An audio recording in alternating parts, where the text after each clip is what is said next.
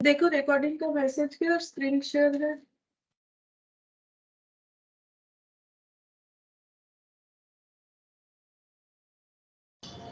है मैम। अच्छा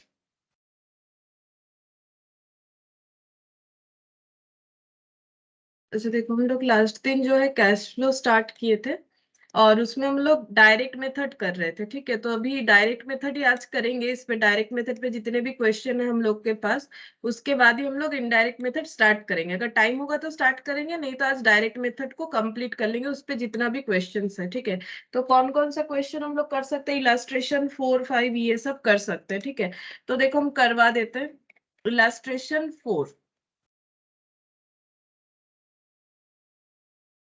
अच्छा, इलास्ट्रेशन 4 देखो क्या बोला है।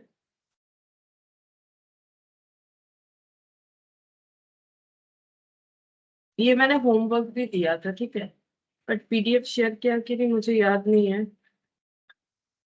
अगर नहीं किया है तो ले लो, ठीक है। एक बार मुझे एक बार याद दिलाने से ही हम दे देते हैं। ठीक है, इलस्ट्रेशन 4 देखो क्या बोला है यहाँ पर कि the following summary cash account has been extracted from the company's accounting record. ठीक है, तो ये क्या है? ये हम लोग का कैश का समरी है। कैश अकाउंट का मतलब कोई भी ऑर्गेनाइजेशन अपना कैश अकाउंट तो बना सकता है ना, इसमें क्या प्रॉब्लम है? तो कैश अकाउंट में यहाँ पर जो है समरी दे रखा है।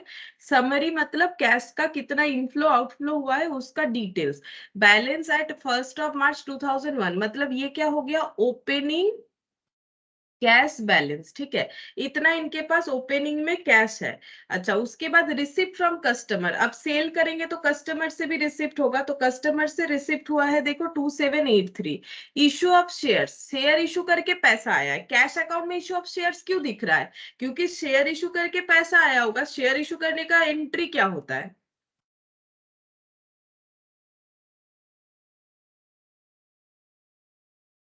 Good morning stage. Good morning ma'am. अच्छा देखो, शेयर इशू करने का एंट्री क्या होता है? Cash to equity share capital. तो अगर हम लोगों ने शेयर इशू किया है तो भी हमारे पास कैश आएगा। कस्टमर से पैसा मिला है तो एंट्री क्या होता है? Cash to debtor. तो फिर यहाँ पर भी हम लोग का क्या हो जाएगा? कैश आ रहा है, तो इसीलिए कैश बुक में ये सब दिखा रहा है, मतलब कैश का समरी में ये सब दिखा रहा है। फिर बोल रहा है सेल ऑफ फिक्स्ड एसेट, तो फिक्स्ड एसेट बेचने पे भी पैसा आएगा। ठीक है, तो cash account debit to fixed asset हो जाता है। देखो जब हम लोग एसेट बेचते हैं तो क्या होता है? Cash account debit to fixed asset. अब बेचने से प्रॉफिट होगा तो टू पीएल और लॉस होगा तो पीएल डेबिट। ठीक है, तो इसीलिए यहाँ पर कैश अकाउंट में ये सब दिख रहा है। अब ये सब टोटल जो है रिसिप्ट है, देखो ये सब पॉजिटिव वैल्यूज है। पहले 35,000 में है, सब 35,000 था, फिर इतना मिला मतलब 2783 और इसके पीछे 3 जीरो है, मतलब 27,83,000, फिर ये हो जाएगा 3 लाख। ठीक है, तो इतना इतना पैसा मिला, तो टोटल यहाँ पर हो गया जो कैश रिसिप्ट है। अलग अलग सेक्टर में है, लेकिन हम लोग को कैश फ्लो स्टेटमेंट में क्या दिखाना है? इसी कैश अकाउंट को हमें अलग अलग जो है हेड में डिवाइड कर देना है, और तो कुछ नहीं होता है। एटलीस्ट डायरेक्ट मेथड में। इनडायरेक्ट मेथड जब हम लोग करेंगे तो फिर वहां पर देखेंगे कि किस तरह से उसमें थोड़ा सा जो सिस्टम है वो अलग होगा। ठीक है, तो यहाँ पर हमें करना क्या है? यही जो पैसा हमें मिला है, ये कौन कौन से एक्टिविटी करके मिला है उसको अलग अलग दिखाना है। जैसे देखो रिसिप्ट फ्रॉम कस्टमर, ये कौन सा हो जाएगा? Cash flow from operating activity. Share issue करके जो पैसा आया, cash flow from financing activity. और फिक्स्ड एसेट बेच के जो पैसा आया, cash flow from investing activity. देखो यहाँ 3 एक्टिविटी के हिसाब से ही कैश रिसिप्ट हमें दिखा रखा है। हम लोग को आइडेंटिफाई करने आना चाहिए। ठीक है, तो आइडेंटिफाई करना ही मेन है यहाँ पर, और तो कुछ नहीं है डायरेक्ट मेथड में एटलीस्ट। फिर बोल रहा है सप्लायर को पेमेंट किए, तो इसको भी कैसे ट्रीट करेंगे? सप्लायर क्या होता है? ना तो ये इन्वेस्टमेंट था, ना तो कोई हम लोग का फाइनेंस था। सप्लायर को पेमेंट करने का मतलब बिजनेस का डे टू डे का एक्टिविटी, तो ऑपरेटिंग एक्टिविटी में आएगा। पेमेंट टू सप्लायर आ जाएगा हम लोग का ऑपरेटिंग एक्टिविटी में। ठीक है, अच्छा इसके बाद देखते हैं क्या दे रखा है यहाँ पर।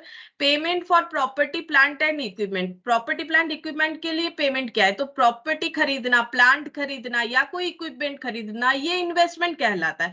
आज अगर कोई फ्लैट खरीदोगे, बिल्डिंग खरीदोगे, कुछ कार खरीद रहे हो, कुछ भी, ठीक है, तो वो क्या हो जाएगा, फिक्स्ड एसेट खरीद रहे हैं हम लोग, तो ये इन्वेस्टमेंट हो जाएगा, ये investing activity. Payment for overhead का मतलब क्या होता है, सारे इनडायरेक्ट खर्चे जो हम लोग बिजनेस के लिए करते हैं। देखो बिजनेस में डायरेक्ट खर्चा होता है, इनडायरेक्ट खर्चा होता है, इनडायरेक्ट को ओवरहेड बोला जाता है, ठीक है, ये कॉस्टिंग का टर्म है। ओवरहेड का मतलब होता है ऐसा खर्चा जो हम लोग 1 यूनिट में आइडेंटिफाई नहीं कर सकते। जैसे एक फैक्ट्री में अगर हम लोग प्रोडक्शन का काम कर रहे हैं, तो वहां पर प्रोडक्शन करने के लिए जो रॉ मटेरियल खरीदा जाता है वो हम लोग का डायरेक्ट खर्चा है, क्योंकि अगर हम लोग 10,000 यूनिट बनाएंगे तो उस हिसाब से रॉ मटेरियल लाएंगे, अगर 1000 बनाएंगे तो उस हिसाब से रॉ मटेरियल लाएंगे। मतलब प्रोडक्शन कम या ज्यादा होने पे खर्चा जो चेंज हो गया, वो हम लोग का क्या हो गया, वो हम लोग का हो गया डायरेक्ट खर्चा बोल सकते हो, जिसे हम लोग 1 यूनिट ऑफ फिनिश गुड्स में आइडेंटिफाई कर सकते हैं। जैसे अगर एक मान लो एक जो है चेयर बना हुआ है, ठीक है, एक फर्नीचर में मान लो चेयर बना हुआ है, ठीक है, तो वहां पर कितने रुपए का लकड़ी लगा हम लोग बोल सकते हैं, लेकिन हम लोग इजीली ये नहीं बोल सकते। Good morning Somnita. Morning ma'am. लेकिन हम लोग इजीली ये नहीं बोल सकते हैं, ठीक है, कि ये जो मतलब हम लोगों का रेंट, जहां पर ये फर्नीचर बन रहा था वहां पर रेंट का खर्चा जो लग रहा है वो हम लोग चेयर पे कैसे आइडेंटिफाइड करेंगे, ये एक्चुअली ओवरहेड चैप्टर में हम लोग पढ़ते हैं। बेसिकली ओवरहेड हम लोग का ऑपरेटिंग एक्सपेंसेस में आता है, ऑपरेटिंग एक्टिविटी में।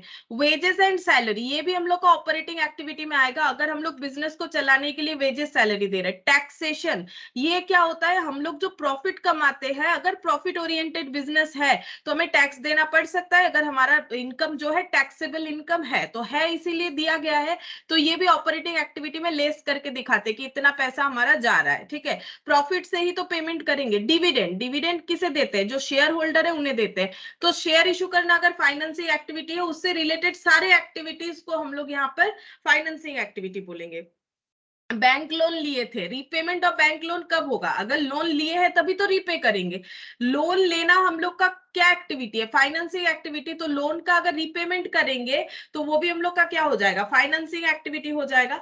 बैलेंस ये बता रहा है कि ये हम लोग का बैलेंस बचेगा, ये सारे खर्चे पे करने के बाद क्लोजिंग बैलेंस ये बचेगा। हमें बोला है prepare cash flow statement of this company, मतलब क्या करना है, ये जो समरी है कैश अकाउंट का, इसे ही हमें रिप्रेजेंट करना है, और हम लोगों का भी क्लोजिंग इतना ही आना चाहिए। बट जो मतलब प्रेजेंटेशन का तरीका है वो 3 एक्टिविटी में डिवाइड करके करना है, यही कैश फ्लो होता है, ठीक है। हिल्स लिमिटेड का हमें प्रिपेयर करके देना है AS3 के हिसाब से।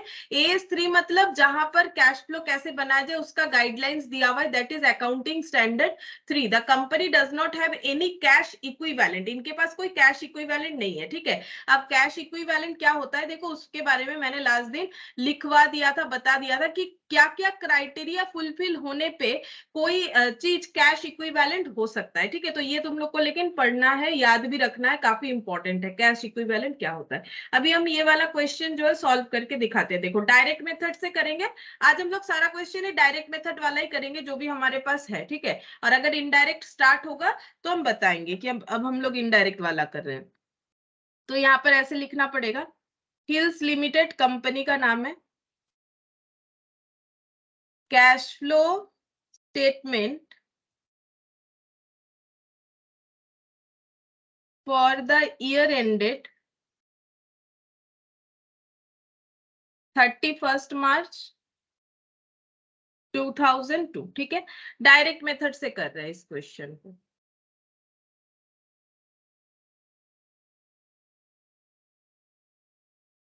अच्छा, यहाँ पर हम लोग का जो भी रुपीस है वो इन थाउजेंड है, ठीक है। जो भी रुपीस का आइटम लिखेंगे वो इन थाउजेंड लिखेंगे। यहाँ पर लिखेंगे पर्टिकुलर्स और यहाँ पर अमाउंट। सबसे पहला एक्टिविटी होता है cash flow from operating activity. ये सभी हमें AS3 में बताया गया है कि पहले कौन सा लिखना चाहिए। देखो बिजनेस करोगे, बिजनेस से एक्स्ट्रा पैसा होगा तभी ना कहीं इन्वेस्ट वगैरह करोगे, इसीलिए ये सबसे पहले लिखा जाता है, cash flow from operating activities. अब इसमें जितने भी सारे आइटम आ जाएंगे, मुझे लगता है ये पूरा जगह देख लेते हैं, कितना जगह चाहिएगा मुझे, एक अंदाजे से देखना पड़ेगा जब तक नहीं करते तो हम ये पूरा जगह ही छोड़ देते, पता नहीं कितना जगह लगेगा, और पीछे बना लेते हैं cash flow from investing activity, क्योंकि इन्वेस्टिंग वाला पॉइंट थोड़ा कम ही होता है, सबसे ज्यादा ऑपरेटिंग ही रहता है। Cash flow from investing activities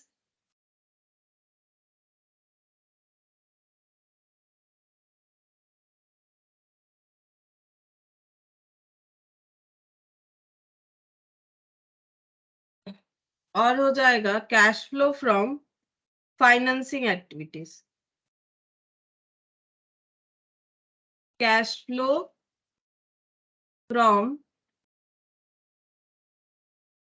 financing activities.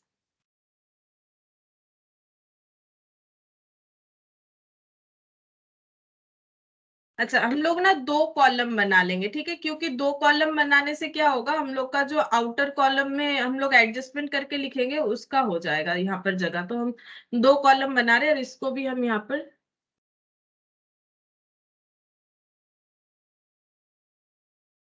दो कॉलम यूज करेंगे।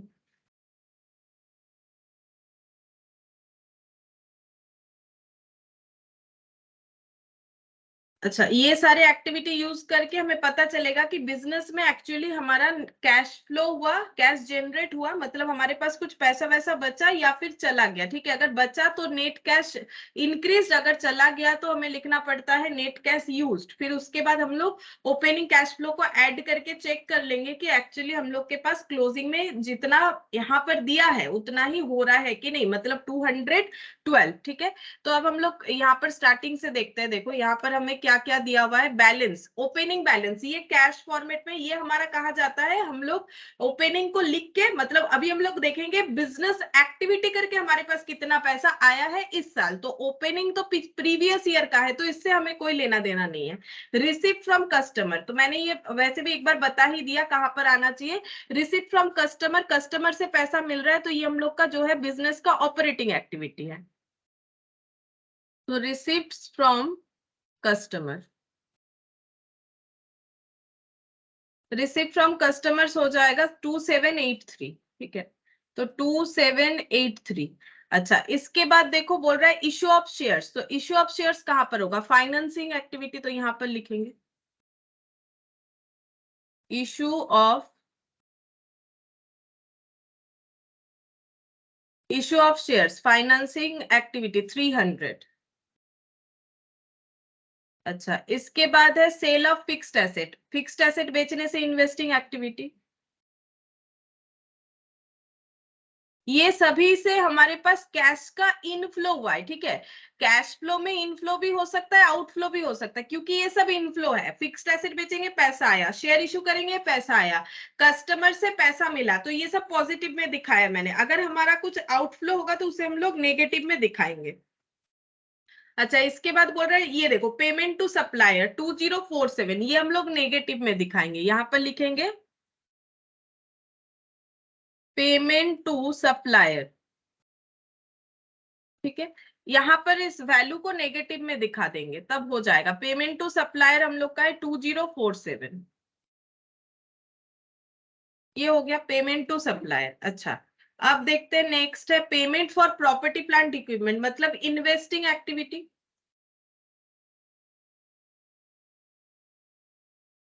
Payment to property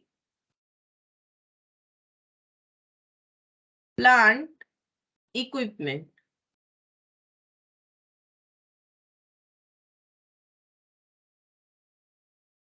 230। अच्छा, इसके बाद है ये नेगेटिव में दिखाएंगे, पेमेंट हो रहा है। इसके बाद है पेमेंट फॉर ओवरहेड, ओवरहेड मैंने बोला बिजनेस को चलाने का खर्चा, जैसे हम एग्जांपल देते हैं रेंट का खर्चा, ठीक है, सैलरी का खर्चा, ये सब होता है ओवरहेड का खर्चा। तो 115। ओवरहेड भी तीन तरीके का होता है, ऑफिस का ओवरहेड, सेलिंग डिस्ट्रीब्यूशन मतलब सेल्समैन कमीशन, एडवर्टाइजमेंट का खर्चा, ये सब होता है, ठीक है। और एक होता है फैक्ट्री ओवरहेड, जैसे फैक्ट्री से रिलेटेड जो भी खर्चा। तो बिजनेस का एक्टिविटी मतलब ऑपरेटिंग एक्टिविटी है, तो यहाँ पर लिखेंगे पेमेंट फॉर ओवरहेड, तो ये भी हम लोग नेगेटिव में लिख देंगे। ओवरहेड का पेमेंट है 115। फिर वेजेस सैलरी है, तो ये भी नेगेटिव में लिखना पड़ेगा। वेजेस एंड सैलरीज,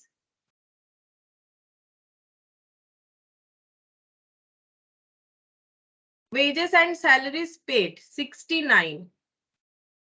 अच्छा, इसके बाद बोला है टैक्सेशन। अच्छा, टैक्सेशन और कुछ नहीं है, डिविडेंड है, रीपेमेंट ऑफ लोन है, मतलब यहाँ पर और कुछ नहीं आएगा। एक्चुअली टैक्सेशन क्या होता है, हम लोग देखेंगे कि ऑपरेटिंग इनकम हम लोग का कितना आया, फिर उसके बाद यहाँ से टैक्स लेस करके दिखाना पड़ता है, ठीक है। तो इसको ऐड करना पड़ेगा, फिर लिखेंगे इनकम टैक्स पेड। ये जो आएगा इसको क्या लिखना पड़ेगा, यहाँ पर जब हम लोग बैलेंस करेंगे इसको लिखेंगे कैश।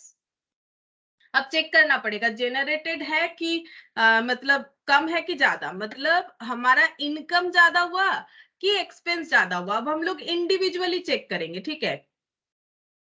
एक मिनट, हम कैलकुलेटर ओपन कर रहे, पता नहीं क्या लिख दिया मैंने। हाँ ठीक है, देखो हम लोग के पास डेटर से कितना आया 2783, ठीक है। फिर हम लोगों ने सप्लायर को कितना दिया 2047। फिर हम लोगों ने ओवरहेड के लिए 115 खर्चा किया, फिर 69 वेजेस सैलरी। तो हम लोग के पास पैसा बच रहा है कितना 552। तो पैसा बच रहा है तो लिखेंगे क्या, कैश जेनरेट हुआ है, तो कैश जेनरेटेड फ्रॉम ऑपरेशन, ऐसे लिखा जाता है। ऑपरेशन मतलब जो एक्टिविटी कोई भी ऑर्गेनाइजेशन परफॉर्म कर रहा है, जो उसका मेन एक्टिविटी है, ठीक है। अच्छा, अब यहाँ पर income tax paid, income tax paid ये नेगेटिव में दिखेगा क्योंकि टैक्स पे करने से हम लोग के पास से पैसा चला जाएगा। तो टैक्सेशन है 243, तो यहां से लेस करेंगे 243, तो 309 इसको हम आउटर कॉलम में लिखेंगे, ठीक है। इसको हम लिखेंगे यहाँ पर 309, और इसको क्या लिखना पड़ेगा, ये जो 309 आया इसको हम लोग लिखेंगे नेट, क्योंकि यहाँ पर और एक इनकम टैक्स लेस हुआ तभी तो हम लोग दिखा पाए। इनकम टैक्स को तो ऑपरेटिंग एक्टिविटी में डायरेक्टली नहीं दिखा सकते, ऑपरेटिंग एक्टिविटी परफॉर्म होने के बाद पता चला कि टैक्स का इतना खर्चा देना पड़ेगा, या इसको लिखना पड़ेगा नेट कैश, क्योंकि पॉजिटिव आया तो जेनरेटेड, ठीक है। अगर नेगेटिव आता तो यूज्ड, तो यहाँ पर लिखेंगे जेनरेटेड फ्रॉम ऑपरेटिंग एक्टिविटी।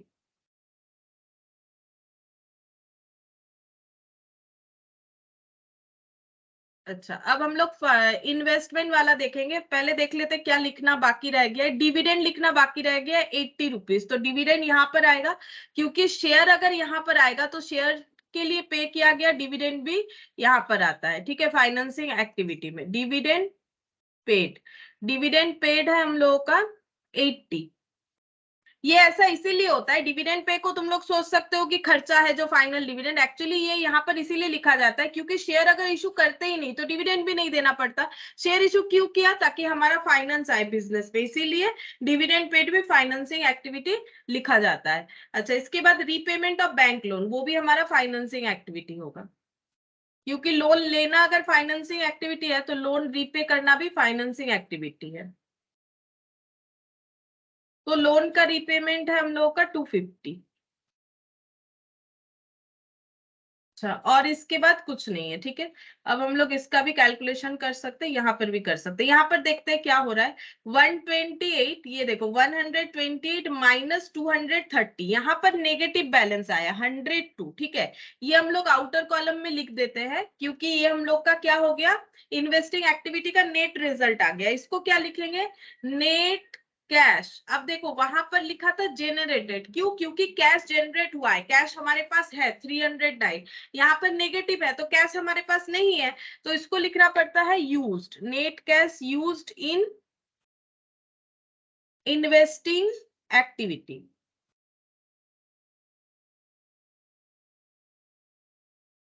और इसको दिखाएंगे नेगेटिव में, ठीक है। अब इसका कैलकुलेशन करते हैं, 300 माइनस 80 माइनस 250, तो ये हो गया नेगेटिव में 30। यहाँ पर भी नेगेटिव वैल्यू आ रहा है, नेगेटिव में 30, तो इसको भी हमें लिखना पड़ेगा net cash used in financing activity.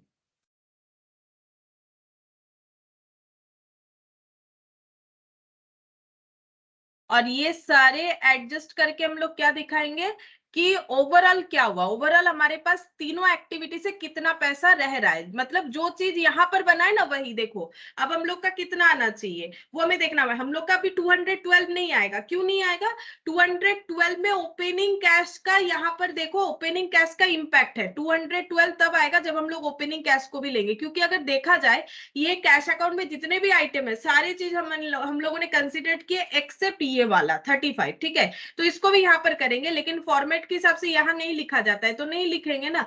अभी यहाँ पर चेक करके देखते हैं सारे एक्टिविटी से कितना पैसा आया। तो यहाँ पर देखो cash flow from operating activity से 309 आया, इन्वेस्टिंग एक्टिविटी में 102 का नेगेटिव आया। अच्छा, यहाँ पर 30 आया, फिर भी हमारे पास ओवरऑल पॉजिटिव बैलेंस बच रहा है। पहले सबको अलग अलग देखते हैं, फिर सबको इकट्ठा देखते हैं, ठीक है। तो जब हम लोगों ने सारी चीजों को एक साथ देखा तो हम लोग को दिख रहा है 177 हम लोग का पॉजिटिव बैलेंस आ रहा है। तो यहाँ पर लिख देते हैं 177, ये पॉजिटिव बैलेंस आ गया। अब इसको हम लोग क्या लिखेंगे? इसको लिखेंगे नेट इंक्रीज, मतलब बिजनेस करके क्या हुआ, कैश इंक्रीज या डिक्रीज। नेट इंक्रीज इन, लिखना पड़ेगा पूरा language, cash and cash equivalent. वैसे इस क्वेश्चन में कैश इक्विवेलेंट कोई आइटम नहीं है, ठीक है, लेकिन लिखना इस तरह से होता है, net increase in cash and cash equivalent. अगर इक्विवेलेंट नहीं है तो इसमें इक्विवेलेंट नहीं है, बस इतना ही फर्क है और कुछ नहीं। अब यहाँ पर ऐड करेंगे प्रीवियसली अगर कोई कैश है तो opening cash and cash equivalent. Opening भी लिख सकते हो, अगर कोई चाहो तो बिगिनिंग बोल के भी लिख सकते हो, एक ही बात है, ठीक है। तो यहाँ पर देख लेते हैं कितना हो रहा है, 35, ठीक है, यहाँ लिख देते हैं 35। तो टोटल करेंगे तो 212, ठीक है। तो इससे पता चलता है कि हमारा आंसर सही हुआ है, क्योंकि जो summary of cash book cash account है उसी को हमें कैश फ्लो में दिखाना है, बट AS3 के फॉर्मेट में दिखाना है, तो इसीलिए स्टेटमेंट फॉर्मेट में दिखा रहे हैं, तो कैश अकाउंट ही, ठीक है। अब इसको यहाँ पर आंसर लिखेंगे, इसको लिखेंगे यहाँ पर हम लोग cash and cash equivalent at the end of period, ठीक है। ये हो गया cash and cash equivalent at the end of the period, ठीक है। ये हो गया हम लोग का, आसान है, डायरेक्ट मेथड आसान है, प्रॉब्लम नहीं है, लेकिन डायरेक्ट मेथड का कंसेप्ट समझ में आ जाता है तो इनडायरेक्ट करने में भी आसानी हो जाएगा। अच्छा, इसके बाद इलस्ट्रेशन 5 देखो, यहाँ पर थोड़ा सा कैलकुलेशंस दिखेगा तुम लोग को, ठीक है। तो मुझे बताओ तुम लोग अगर बता सकते हो तो। जैसे यहाँ पर बोला है prepare cash flow statement of messrs, एक मिनट ये ना, ठीक है। अच्छा, क्या बोला है देखो, prepare cash flow statement of messrs MNT limited for the year ended 31 March 2001 with the help of the following information. Company sold goods for cash only, ठीक है, मतलब कंपनी सिर्फ और सिर्फ कैश में ही जो भी गुड्स बेचती है कैश में बेचती है, मतलब डेटर से जो पैसा मिलता है, तो अगर सिर्फ कैश में बेचती है, पहला बात है डेटर जनरेट होगा नहीं, क्यों बताओ? कैश में बेचने से एंट्री क्या होता है, कैश टू सेल्स। अगर हम लोग क्रेडिट में बेचेंगे तभी तो डेटर का कंसेप्ट आएगा, तो यहाँ पर कलेक्शन फ्रॉम डेटर का कंसेप्ट जो है मुझे नहीं लगता है, आगे देखते हैं और कुछ बोला है कि नहीं। यहाँ पर इस पॉइंट के हिसाब से तो डेटर का कंसेप्ट नहीं आएगा कि डेटर से हमें पैसा मिला, ठीक है। फिर बोल रहा है gross profit ratio was 30% for the year, मतलब इस साल में ग्रॉस प्रॉफिट रेशियो मतलब जो भी प्रोडक्ट बेचा जाता है उसको बेच के 30% प्रॉफिट कमाया जाता है। अगर ग्रॉस प्रॉफिट इस साल का इतना है तो मुझे बताओ सेल कितना होगा, कौन बता सकता है? अगर हम लोग का जीपी रेशियो 30% है तो सेल कितना होगा? रेशियो भी बता दिया और अमाउंट भी बता दिया, इस साल का प्रॉफिट अमाउंट और उस प्रॉफिट का रेशियो, मतलब परसेंटेज में भी प्रॉफिट बता रहा है, अमाउंट में भी बता रहा है, एब्सोल्यूट फॉर्म भी है, रिलेटिव फॉर्म भी है। हमें बताओ कि सेल कितना होगा, सेल कितना होगा, हमें ये पता होना चाहिए।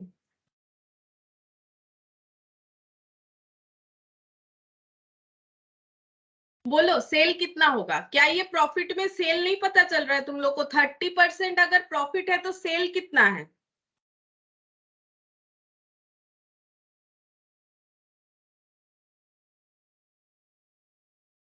जो लोग कॉस्ट किए हो कभी मेरे पास, ठीक है, उनको तो बताना चाहिए 30% का मतलब क्या होता है। 30% का मतलब क्या होता है, 30/100। तो इसमें से प्रॉफिट कौन सा है, सेल कौन सा है।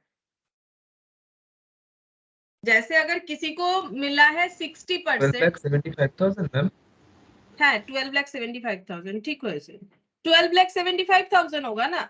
देखो अगर किसी को 30% नंबर मिला है तो इसको कैसे डिस्क्राइब करते हो कि 100 में 30 मिला है ना। तो अगर प्रॉफिट 30% है, इसका मतलब सेल अगर 100 रुपए का है तो प्रॉफिट 30 रुपीज का हुआ कि नहीं हुआ, है ना। तो अगर प्रॉफिट इतने का है तो सेल वैल्यू नहीं निकाल सकते हम लोग, आराम से निकाल सकते हैं ना। देखो अगर 30 इक्विवेलेंट टू 3,82,500, तो 1 इक्विवेलेंट टू क्या हो जाएगा, 3,82,500। यूनिटरी मेथड तो 100 इक्विवेलेंट 3 लाख, यहाँ पर 30 लिखना चाहिए था मुझे, डिवाइडेड बाई 30 इंटू 100, और ये कैलकुलेट करने पे 12,75,000 आता है, ठीक है। तो ये हम लोग का सेल का वैल्यू हो जाएगा, क्योंकि क्वेश्चन में बोला ना कैश ओनली सेल है, तो इसका मतलब ये कैश सेल है, और कैश सेल करेंगे तो एंट्री 1 कैश टू सेल्स। अब देखो हमें समरी ऑफ कैश बुक नहीं दिया है कि हम लोग देख के इजीली कर दे, अब क्वेश्चन का जो मतलब स्टैंडर्ड है थोड़ा थोड़ा चेंज कर दिया इन्होंने, ठीक है। तो कैश ये कहां पर जाएगा, ये जो कैश सेल से हमें पैसा मिला ये ऑपरेटिंग एक्टिविटी में जाएगा, लेकिन ये डायरेक्टली हमें नहीं दिया, ये दोनों पॉइंट से हमें इस चीज को आइडेंटिफाई करना है, ठीक है। तो हम लोग का ऑपरेटिंग एक्टिविटी में जाएगा। फिर बोल रहा है opening inventory was lesser than closing inventory by 35,000, बोल रहा है ओपनिंग स्टॉक जो है वो क्लोजिंग स्टॉक से 35,000 कम है, ठीक है। अभी हमें स्टॉक से तो कोई लेना देना नहीं है, हमें कैश इनफ्लो और आउटफ्लो से लेना देना है। वेजेस पे हुआ है इतने रुपीस का, तो ये ऑपरेटिंग एक्टिविटी में नेगेटिव दिखाएंगे क्योंकि कैश आउटफ्लो हुआ है। ऑफिस सेलिंग एक्सपेंसेस जो है वो 75,000 का पे हुआ है, ये भी ऑपरेटिंग एक्टिविटी में जाएगा, नेगेटिव फॉर्म में जाएगा। डिविडेंड पे किया है 30,000, ये फाइनेंसिंग एक्टिविटी में जाएगा। बैंक लोन रीपेड अभी अभी तो हम लोगों ने किया इंक्लूडिंग इंटरेस्ट, तो ये फाइनेंसिंग एक्टिविटी में पूरा ही चला जाएगा, इंटरेस्ट के साथ ही ना चला जाएगा, क्योंकि हम लोगों ने बैंक लोन पे किया है, तो ये पूरा ही हम लोग का फाइनेंसिंग एक्टिविटी में चला जाएगा। ट्रेड पेबल का मतलब होता है क्रेडिटर को पे किया है हम लोगों ने, जो बोल रहा है कि the balance on 31 March 2001 by 25,000। अच्छा ये देखो यहाँ पर हमें कुछ कैलकुलेशंस करना पड़ेगा। क्या बोला है, देखो यहाँ पर बोल रहा है trade payable on 31 March 2001, sorry 2000, ठीक है, मतलब ओपनिंग ये कौन सा है, ये 31 मार्च 2001 है, जिस साल का हमें कैश फ्लो बनाने के लिए बोल रहा है। पिछले साल का ओपनिंग ट्रेड पेबल मतलब पिछले साल का जब हम लोगों ने ईयर एंड किया था तब हम लोगों को दिख रहा था कि हमें क्रेडिटर को कुछ पे करना पड़ेगा, जो अमाउंट कितना है, exceeds the balance on 31st March 2001 by 25,000। बोल रहा है क्रेडिटर का बैलेंस प्रीवियस ईयर से 25,000 जो है एक्सीड कर रहा है। हम बताएंगे इसका कैलकुलेशन कैसे होगा। वैसे ये हमारा ऑपरेटिंग एक्टिविटी में जाएगा, जो क्रेडिटर को हम लोग पेमेंट करेंगे, बट ये अमाउंट पेमेंट वाला नहीं बता रहा है ना। लैंग्वेज देख लो, ये अमाउंट हमें पेमेंट का बात नहीं कर रहा है, बोल रहा है कि प्रीवियस ईयर में जो पेबल अमाउंट था वो इस बार के अमाउंट से 25,000 ज्यादा था, ठीक है। अच्छा अब आगे देखते हैं amount paid to trade payable, अब दे दिया है, देखो ट्रेड पेबल का अमाउंट ड्यूरिंग द ईयर, तो अच्छा है हमें तो यही चाहिए। इस साल का ट्रेड पेबल है 4,60,000, ये हम लोग का ऑपरेटिंग एक्टिविटी में ट्रांसफर हो जाएगा। Tax paid during the year 65,000, provision for taxation 45,000। अब ये क्या बोल रहा है, टैक्स पे इतना हुआ है तो कैश आउटफ्लो इतना हुआ है, तो ये हम लोग का ऑपरेटिंग एक्टिविटी में लेस करके दिखाएंगे जैसे अभी किया था। बट इसका क्या सिग्निफिकेंस है, प्रोविजन फॉर टैक्सेशन का मतलब होता है कि हर साल टैक्स पे करना पड़ता है, तो कंपनी अपने तरफ से प्रॉफिट से कुछ हिस्सा हटा के रखती है कि हम टैक्स पे में इसका यूज करेंगे।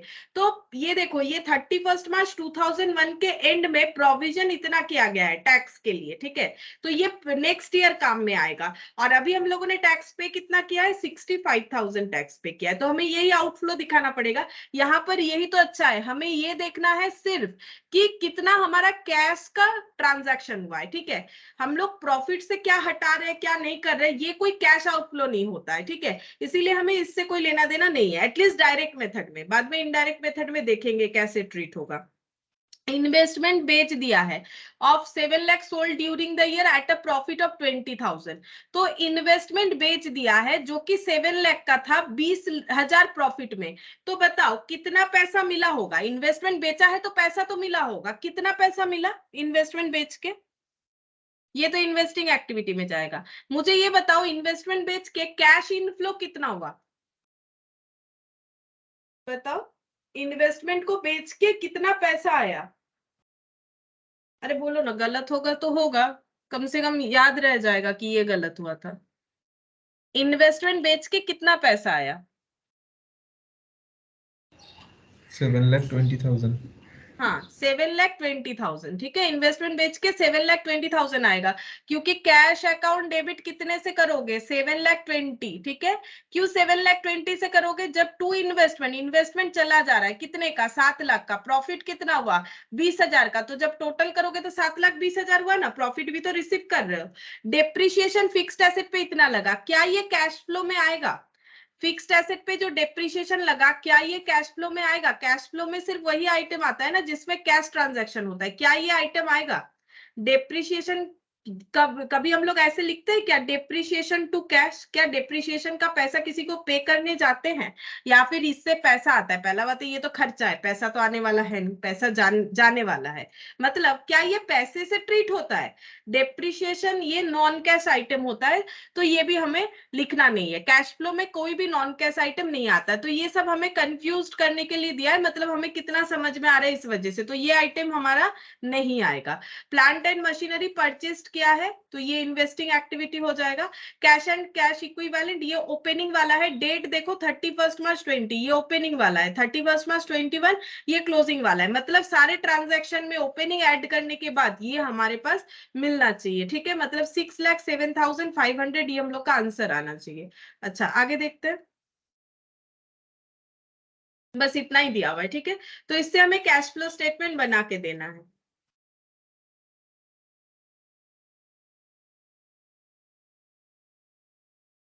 इलस्ट्रेशन 5।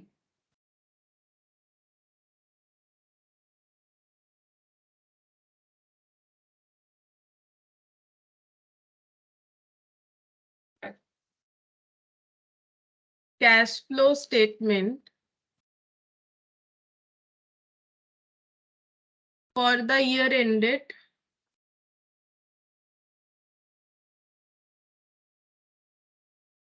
31st March 2001।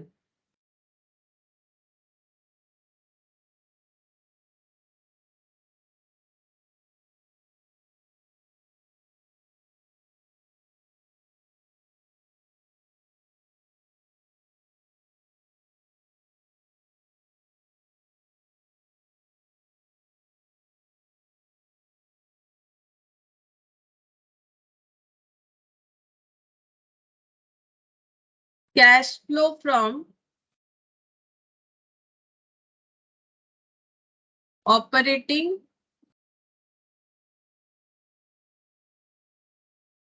एक्टिविटीज। अच्छा इसके बाद हो जाएगा cash flow from investing activity. के लिए कितना जगह रखें, यहाँ पर लिखते हैं cash flow from investing activity. Cash flow from investing activities.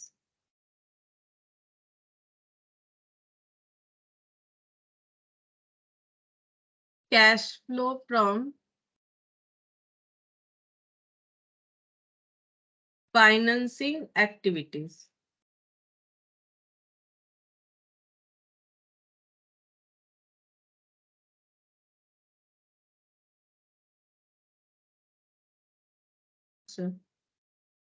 अब स्टार्ट करते हैं करना। यहाँ पर सबसे पहले ऑपरेटिंग एक्टिविटी देखते क्या है। हम लोगों का बोला है कंपनी हमेशा कैश सेल करता है, तो यहाँ पर लिख देंगे कि सेल, ठीक है, कैश सेल बोल के लिख देते हैं। कैश सेल करके कितना पैसा आ रहा है, कैश सेल। तो कैश सेल का कितना पैसा आएगा? 3,82,500, 3,82,500 ये इक्विवेलेंट टू 30% है। तो 100% जो है वो सेल का वैल्यू होगा। अगर 30% प्रॉफिट है तो 100 रुपीज का सेल वहां पर होता है, तो यहाँ पर वैल्यू कितना आ जाएगा? 3,82,500 डिवाइडेड बाय 30 इंटू 100, 12,75,000। ठीक है, अच्छा कैश सेल हो गया। इसके बाद यहाँ पर ओपनिंग इन्वेंट्री बोला है 35,000, less opening inventory was lesser than closing inventory by 35,000। इसका मतलब क्या होता है?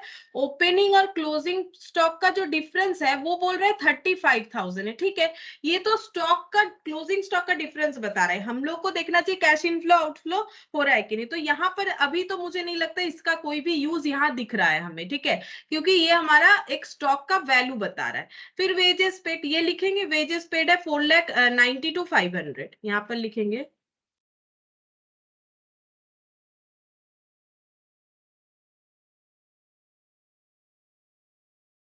4,92,500। अच्छा, office and selling expenses 75,000, office and selling expenses 75,000, expenses paid. अच्छा, डिविडेंड ये हम लोग का फाइनेंसिंग एक्टिविटी में जाएगा, डिविडेंड पेड।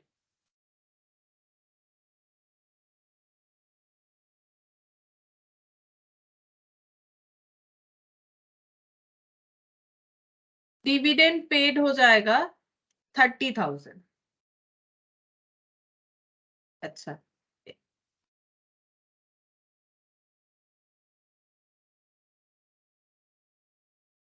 डिविडेंड पेड हो गया 30,000। बैंक लोन रीपेड 2,15,000 इंक्लूडिंग, यहाँ पर बोला है इंटरेस्ट। ठीक है, तो यहाँ पर लिखेंगे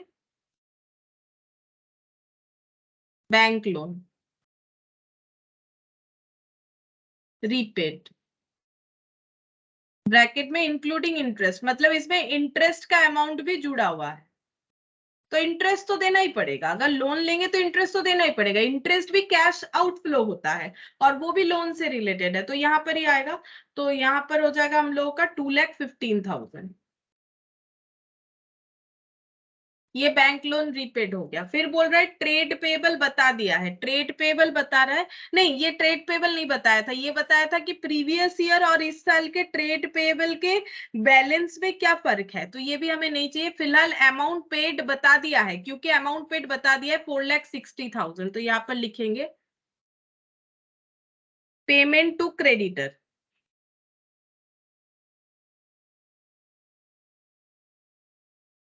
क्रेडिटर्स 4,60,000। ठीक है, payment to creditor 4,60,000। Tax paid बताया है 65,000। तो टैक्स पेड जो है इसके बाद हमें लेस करके दिखाना चाहिए। पहले ये चेक कर लेंगे कि ये हमारा कंप्लीट हुआ है कि नहीं, तभी टैक्स पेड को यूज करेंगे।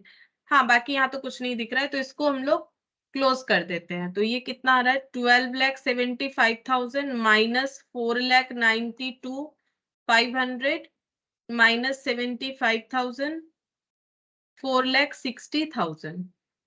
तो ये आ रहा है 2,47,500। क्योंकि पॉजिटिव आया है तो इसको हम लोग लिखेंगे cash generated from operating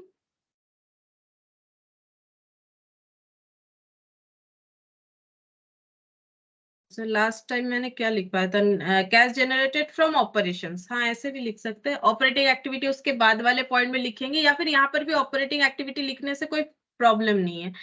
cash generated from operations, इसमें और एक चीज भी ऐड कर सकते हो, बिफोर टैक्स। ठीक है, टैक्स देने के पहले, फिर यहाँ से लेस कर देंगे टैक्स पेड जो दिया हुआ रहेगा क्वेश्चन में।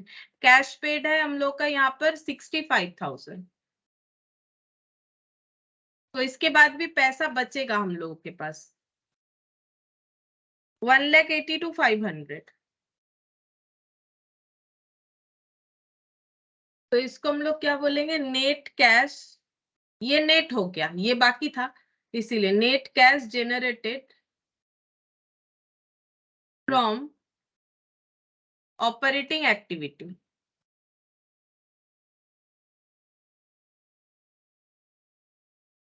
अच्छा, अब इन्वेस्टिंग में कुछ भी पॉइंट नहीं आया, देखते हैं।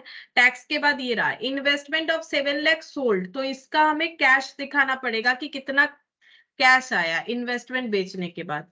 तो यहाँ पर लिखते हैं सेल ऑफ इन्वेस्टमेंट कितना हो जाएगा 7,20,000। 7 लाख प्लस 20,000 करके 7,20,000। डेप्रिसिएशन का यहाँ कोई पार्ट नहीं होगा। प्लांट एंड मशीनरी परचेज तो नेगेटिव में दिखाएंगे 2,50,000। प्लांट एंड मशीन परचेज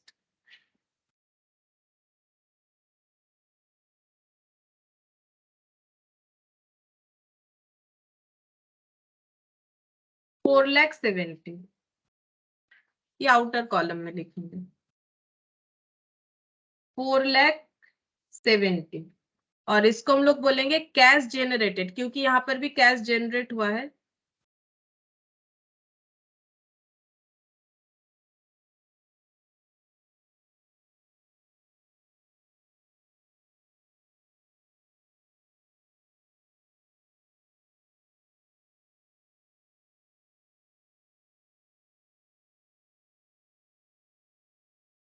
और यहाँ पर था बैंक लोन और यही था, ठीक है। ये दोनों नेगेटिव आ रहा है 2,15,000 और 30, मतलब नेगेटिव में 2,45,000। Net cash used in financing activities.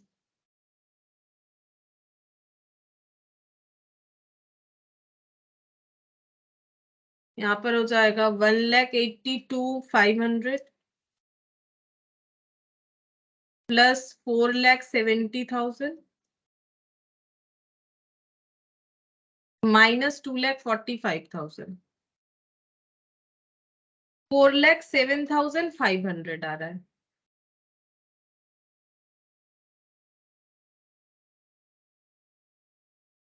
ये हम लोग लिखेंगे नेट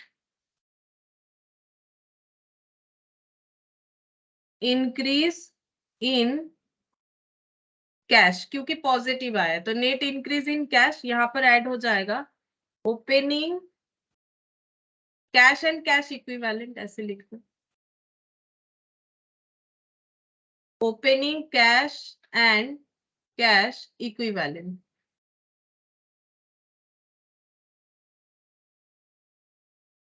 2 लाख।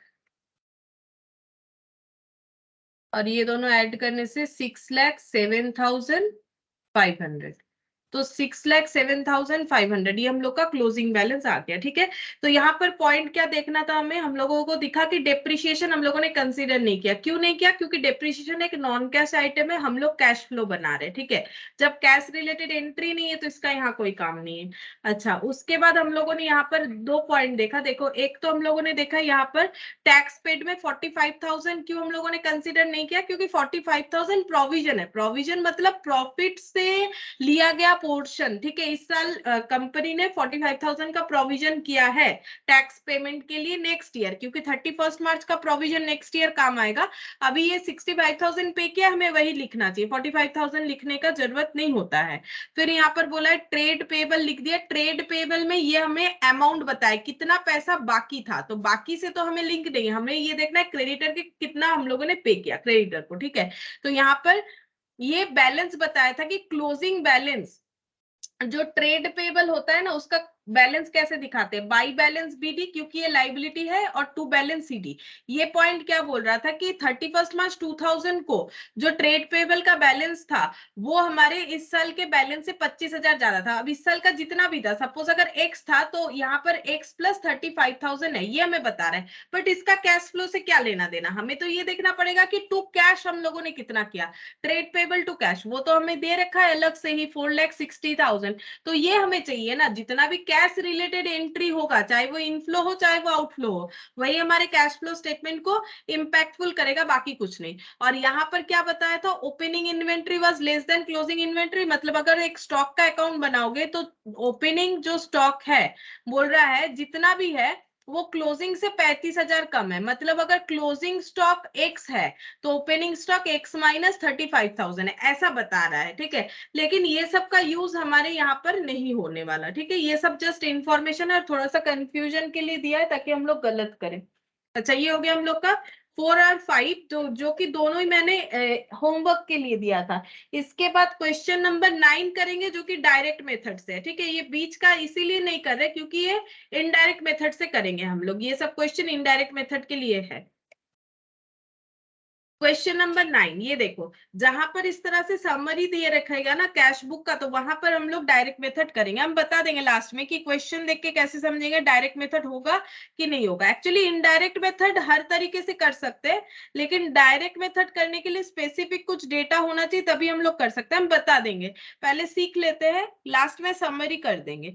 अच्छा, इलस्ट्रेशन 9, यहाँ पर देखो क्या क्या बोला है। From the following summary cash account, अब ये कैश अकाउंट दे दिया है, X Limited, prepare cash flow statement for the year ended 31st March 2001 in accordance with AS3 revised using direct method. The company does not have any cash equivalent. Company के पास किसी तरह का cash equivalent नहीं है, तो ये opening balance है, बाद में यूज करेंगे। इशू ऑफ इक्विटी शेयर, अब ये शेयर इशू करके पैसा आया है। Financing activity, receive from customer. Operating activity, sale of fixed asset. Investing activity, ठीक है, payment to supplier. Operating activity, purchase of fixed asset. Investing activity, overhead expenses. Operating activity, wages salary. Operating activity, taxation, ये भी हम लोग का operating activities में जाएगा। अच्छा, इसके बाद देखते हैं, डिविडेंड दिया है, रीपेमेंट ऑफ बैंक लोन और बैलेंस क्लोजिंग वाला दिया है, बस और कुछ नहीं, तो ये बन जाएगा, छोटा सा क्वेश्चन है। तो illustration 9,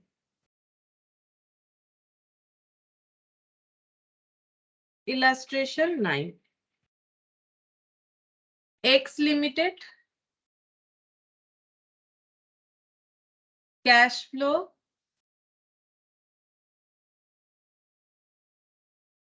statement for the year ended 31st March 2001। ठीक है, 31st March 2001 का बन रहा है।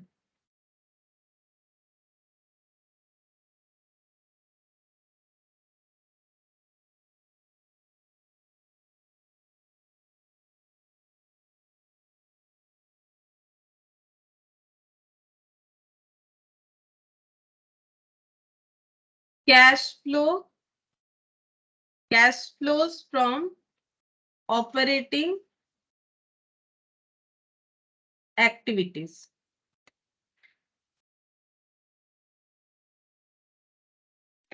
Cash flow from investing activities.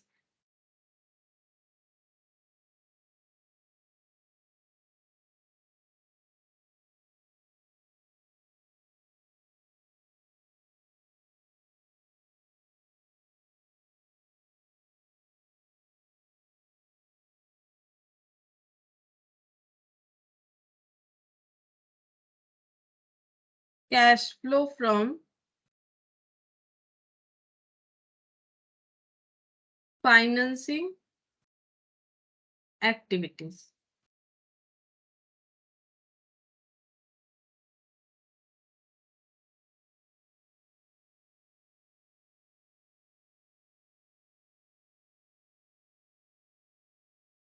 तो सबसे पहले दिया इशू ऑफ इक्विटी शेयर, तो ये फाइनेंसिंग में जाएगा।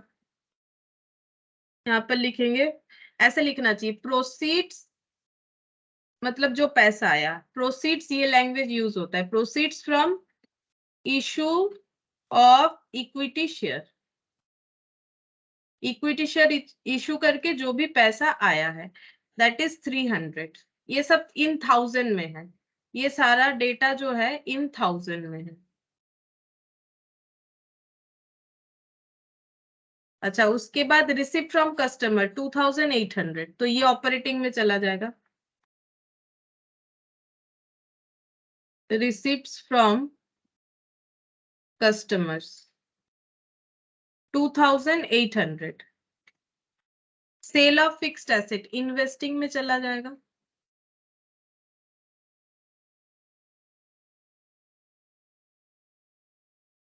Sale of fixed asset investing में चला जाएगा 100। अच्छा, फिर इधर देख लेते हैं। Payment to supplier 2000।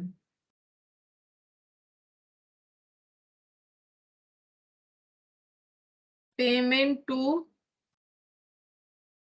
सप्लायर 2000, तो ये नेगेटिव में दिखाना चाहिए।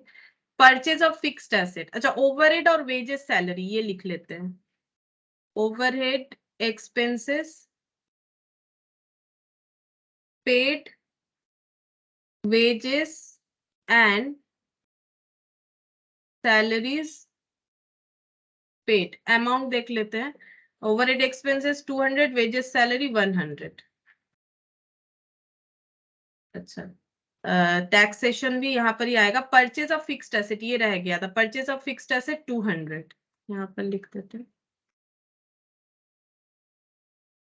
Purchase of fixed asset 200 negative में होगा। परचेज किए है तो आउटफ्लो हो रहा है। टैक्सेशन है 250। इधर डिविडेंड बैंक लोन रीपेमेंट, तो यहाँ पर लिख देते हैं डिविडेंड।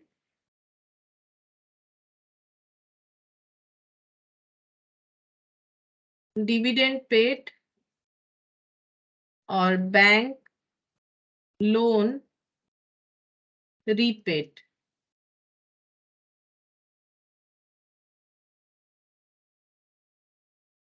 Dividend 50, bank loan 300। 50 और बैंक लोन 300। तो इसको अगर एडजस्ट करेंगे तो इसमें हम लोग का देखो 300 300 कैंसिल आउट, 50 नेगेटिव बचेगा। ठीक है, तो इसको हम लोग क्या लिखेंगे? Net cash, net cash used, क्योंकि नेगेटिव आया है, यूज्ड इन फाइनेंसिंग एक्टिविटीज। इसमें भी और कुछ नहीं होगा, इसको भी क्लोज करते हैं। यहाँ पर भी नेगेटिव आएगा 100।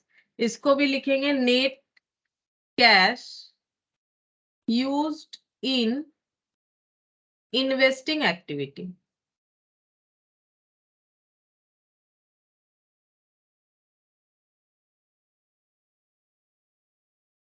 और यहाँ पर आ जाएगा, टोटल करना पड़ेगा इसका।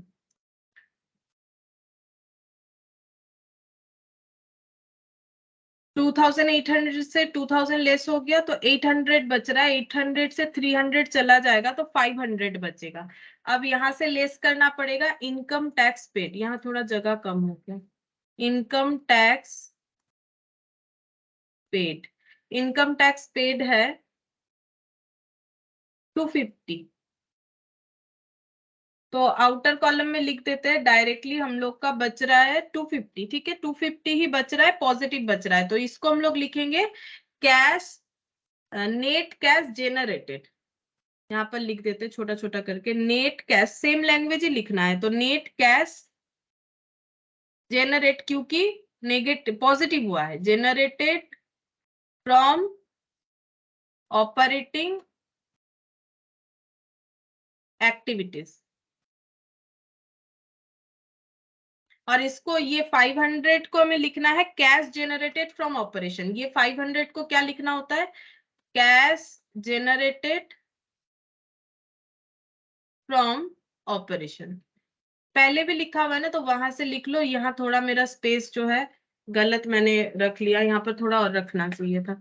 तो 250 पॉजिटिव और 100, और यहाँ 150 लेस हो जाएगा। 250 से 150 लेस होने से 100 बचेगा। अच्छा, ये 100 बच रहा है, इसको हम लोग क्या लिखेंगे?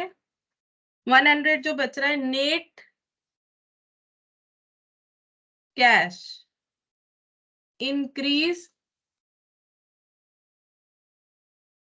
नेट कैश इंक्रीज, या फिर ऐसे लिख सकते हैं, हाँ, net cash, net increase in cash and cash equivalent, या फिर नेट कैश इंक्रीज, ऐसे भी लिख सकते हैं। ठीक है, प्लस ओपनिंग, क्योंकि इसमें बोल दिया था क्वेश्चन में कि इनका कैश इक्विवेलेंट नहीं है, तो हम लोग सिर्फ नेट कैश बोल के भी लिख सकते हैं। ओपनिंग कैश अमाउंट, या फिर ओपनिंग कैश। ओपनिंग कैश है ये रहा 50, तो ऐड करने से 150, तो क्लोजिंग कैश, क्लोजिंग कैश 150। तो ये हो गया क्लोजिंग कैश 150। तो टैली हो गया, मतलब हम लोगों का जो कैश अकाउंट को हम लोगों ने यहाँ पर स्टेटमेंट फॉर्मेट में अरेंज किया है वो सही है। देखो अरेंज तो हो जाएगा अगर कुछ कंफ्यूजन चीज नहीं दिया हुआ रहेगा, लेकिन एक्टिविटी भी सही से आइडेंटिफाई करना पड़ेगा। ये वाला हो गया। अच्छा इसके बाद देखते हैं ये कितना नंबर था, इलस्ट्रेशन 9। इसके बाद हम लोग 10 11 करेंगे। 10 इलस्ट्रेशन 10 ये भी हम लोग का डायरेक्ट मेथड से होगा। देखो यहाँ पर क्या बोला है, given below are the relevant extract of the balance sheet and statement of profit and loss account ABC Limited along with the additional information। इस क्वेश्चन में बैलेंस शीट भी दिया हुआ है और पीएल अकाउंट भी दिया हुआ है और कुछ एडिशनल इंफॉर्मेशन भी दिया हुआ है। अभी तक हम लोगों ने जो क्वेश्चन किया वहां पर हमें कैश समरी मतलब कैश अकाउंट दिया हुआ था या फिर कैश बुक बोल लो, ठीक है, कैश अकाउंट दिया हुआ था उससे हम लोग बना रहे थे। लेकिन यहाँ पर हमें बैलेंस शीट भी दिया है, पीएल भी दिया, एडिशनल इंफॉर्मेशन। बैलेंस शीट में देखो क्या है, बोल रहे एक्सट्रैक्ट बैलेंस शीट है, ठीक है, मतलब कुछ आइटम हमें दिखाए गए, जैसे कि देखो इक्विटी लाइबिलिटी में जो शेयर होल्डर फंड वगैरह होता है वो गायब है। एक्सट्रैक्ट का मतलब होता है सारा डेटा नहीं है, कुछ कुछ डेटा गया है का। करेंट लाइबिलिटी में देखो ट्रेड पेबल का डेटा दिया गया है, short term provision, other current liability, जिसमें ट्रेड पेबल में क्या क्या आता है, क्रेडिटर आता है, ठीक है, क्रेडिटर होता है, बिल्स पेबल होता है। लेकिन यहाँ पर सिर्फ क्रेडिटर ही होगा, क्योंकि नॉर्मली कुछ ना बोले तो क्रेडिटर ही होगा, क्योंकि इसका नोट्स नहीं बना हुआ है, मतलब डिटेल्स और कुछ नहीं है, ये सिर्फ क्रेडिटर ही दिखा रहा है इतना कि 250 लाख ओपनिंग में था और 230 लाख, सॉरी ये क्लोजिंग है, ये देखो डेट 31 मार्च 2001, ये क्लोजिंग में बना और ये ओपनिंग में था, ठीक है, ये ओपनिंग में था। मतलब हम लोगों का क्रेडिटर पहले 230 था, अभी क्रेडिटर 250 हो गया है, मतलब हम लोगों ने पैसा पूरा नहीं दिया होगा। सोचो अगर मेरा लाइबिलिटी पहले 230 था, वैसे 230 इन लाख है, हम एक बार 230 ही मान रहे, अभी मेरा लाइबिलिटी 250 हो गया, इसका मतलब मैंने 20 रुपए और भी पेमेंट नहीं किया, ऐसा मान सकते ना हम लोग, ठीक है। फिर देखो short term provision, short term provision में 0.1 दे रखा है, तो इसमें डिटेल्स होगा, तो डिटेल्स को हमें नोट्स टू अकाउंट्स में मिल जाता है। ये देखो हम लोग नीचे यहाँ पर जो नोट्स बना हुआ रहेगा ना, ये देखो शॉर्ट टर्म प्रोविजन, इसमें भी एक ही आइटम था बट लिखा हुआ है प्रोविजन फॉर टैक्सेशन, तो ये 180 पहले का टैक्सेशन का प्रोविजन है, अभी का 200 है। हम लोग देखेंगे सारा चीज कैसे यूज होगा। प्रोविजन के बाद यहाँ पर देखो नोट्स बना हुआ है अदर करेंट लाइबिलिटी का, ये देखो अदर करेंट लाइबिलिटी, इसमें 2 लिखा हुआ है, नोट नंबर 2 में हमें मिल जाएगा अदर करेंट लाइबिलिटी, जिसमें क्या क्या है, आउटस्टैंडिंग वेजेस और आउटस्टैंडिंग एक्सपेंस, ये ओपनिंग क्लोजिंग दे रखा है। अच्छा उसके बाद बैलेंस शीट में क्या क्या डेटा है देखते हैं।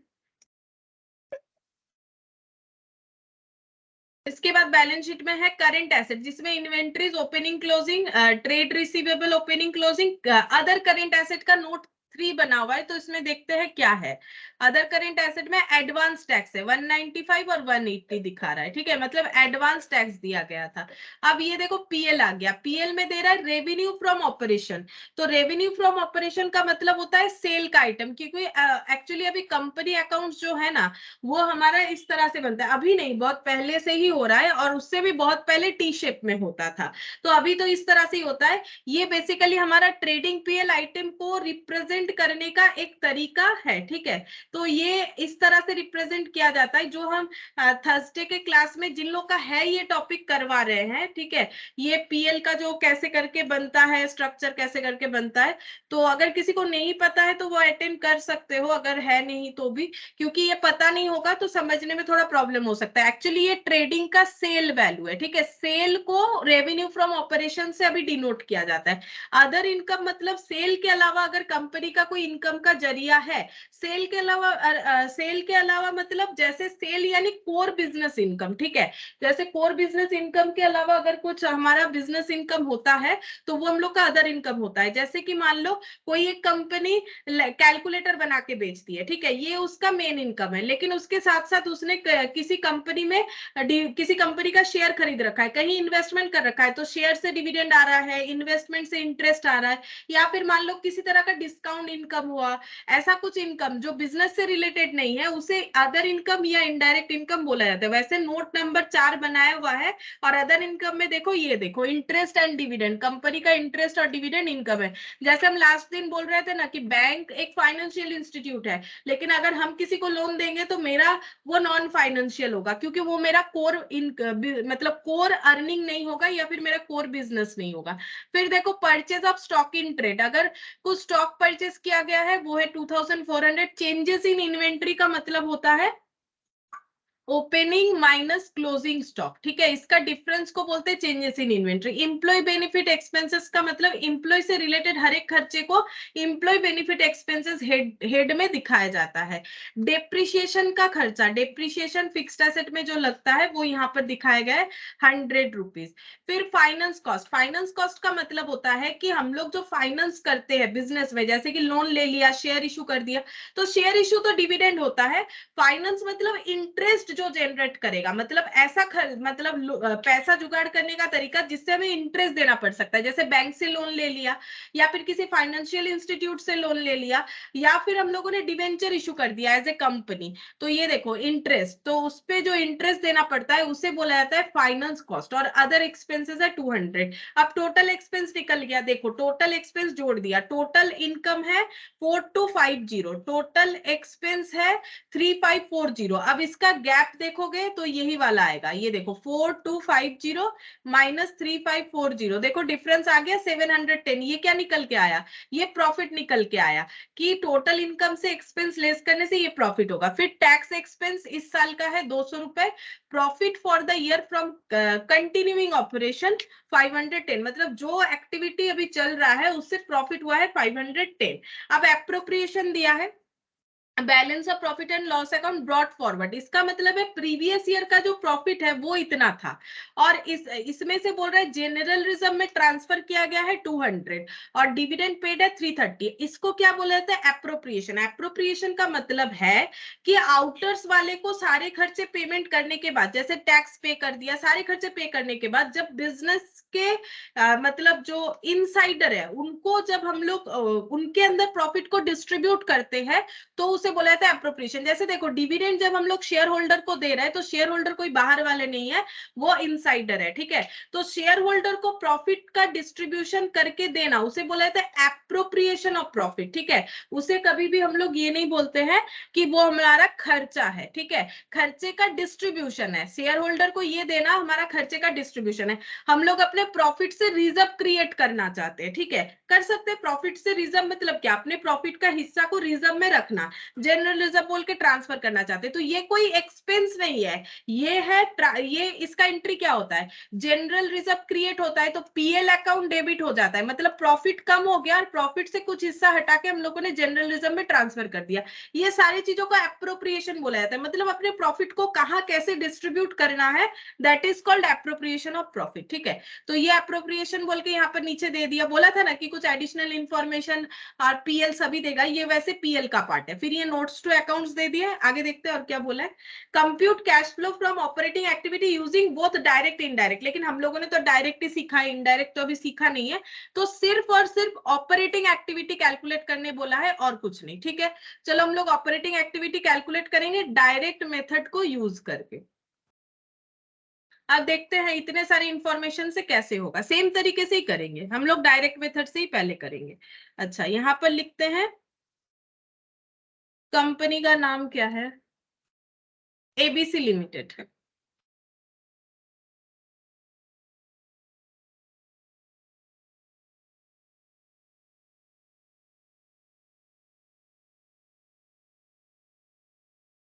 Cash flow statement from, sorry cash flow statement for the year ended,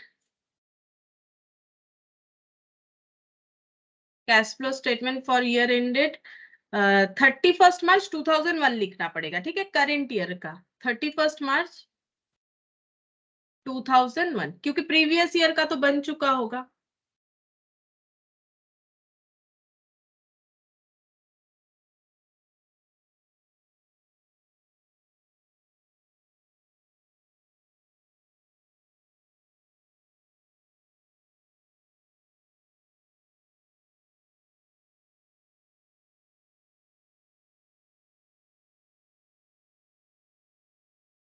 cash flow from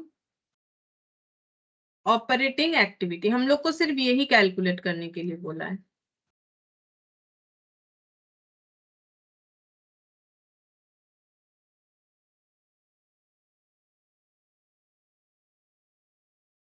अच्छा, अब हमें देखना पड़ेगा कि ऑपरेटिंग एक्टिविटी में हम लोग का क्या क्या आएगा।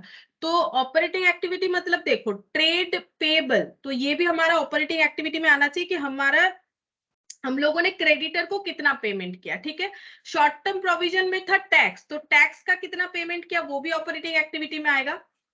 अच्छा, अदर करंट लाइबिलिटी में क्या था, आउटस्टैंडिंग वेजेस था, आउटस्टैंडिंग एक्सपेंसेस था। इसका मतलब इसका इंपैक्ट नहीं आएगा। क्यों नहीं आएगा? वेजेस का खर्चा ऑपरेटिंग एक्टिविटी है और अदर एक्सपेंसेस भी ऑपरेटिंग एक्टिविटी, लेकिन आउटस्टैंडिंग मतलब क्या, हम लोगों ने पैसा दिया नहीं, पैसा बाकी रखा। अगर टाइम पे पेमेंट नहीं करते हैं या नहीं मिलता है, जैसे अगर टाइम पे पेमेंट नहीं करते हैं तो वो लाइबिलिटी बन जाता है, और टाइम पे अगर पेमेंट नहीं मिलता है तो वो एसेट हो जाता है ना। तो टाइम पे पेमेंट नहीं मिला, लाइबिलिटी। आउटस्टैंडिंग का मतलब तो कैश फ्लो हुआ ही नहीं, तो इसका इंपैक्ट नहीं आएगा। आउटफ्लो का आउटस्टैंडिंग का मतलब कैश फ्लो हुआ नहीं, तो इसका इंपैक्ट हम यहाँ पर नहीं आने वाला। ठीक है, उसके बाद देखते हैं क्या था यहाँ पर इन्वेंट्रीज। तो स्टॉक हमारा कम या ज्यादा हुआ है, तो स्टॉक कम या ज्यादा क्यों हो सकता है? वैसे स्टॉक यहाँ पर हम लोग का 180 से 200 हुआ है, स्टॉक बढ़ा है, तो स्टॉक खरीदा होगा हम लोगों ने, मतलब रिलेटेड टू क्रेडिटर। फिर ट्रेड रिसीवेबल मतलब डेटर से, देखो डेटर का ओपनिंग इतना था, क्लोजिंग इतना था। अब हम लोग कैसे कैलकुलेट कर सकते हैं कि हमारे पास कैश कितना है? इसके लिए ना हमें अकाउंट ओपन करना चाहिए। ठीक है, तो हम लोग क्या क्या अकाउंट ओपन करेंगे? यहाँ पर हम लोग ओपन करेंगे डेटर, क्रेडिटर, ये सब अकाउंट ओपन करेंगे। ठीक है, तो हम ना यहाँ पर पूरा ही जगह छोड़ देते, पता नहीं कितना जगह लगेगा, फिर प्रॉब्लम होगा। हम लोग वर्किंग नोट बनाएंगे। देखो एक चीज तो कंफर्म है, देखो क्या कंफर्म है, अगर हम लोग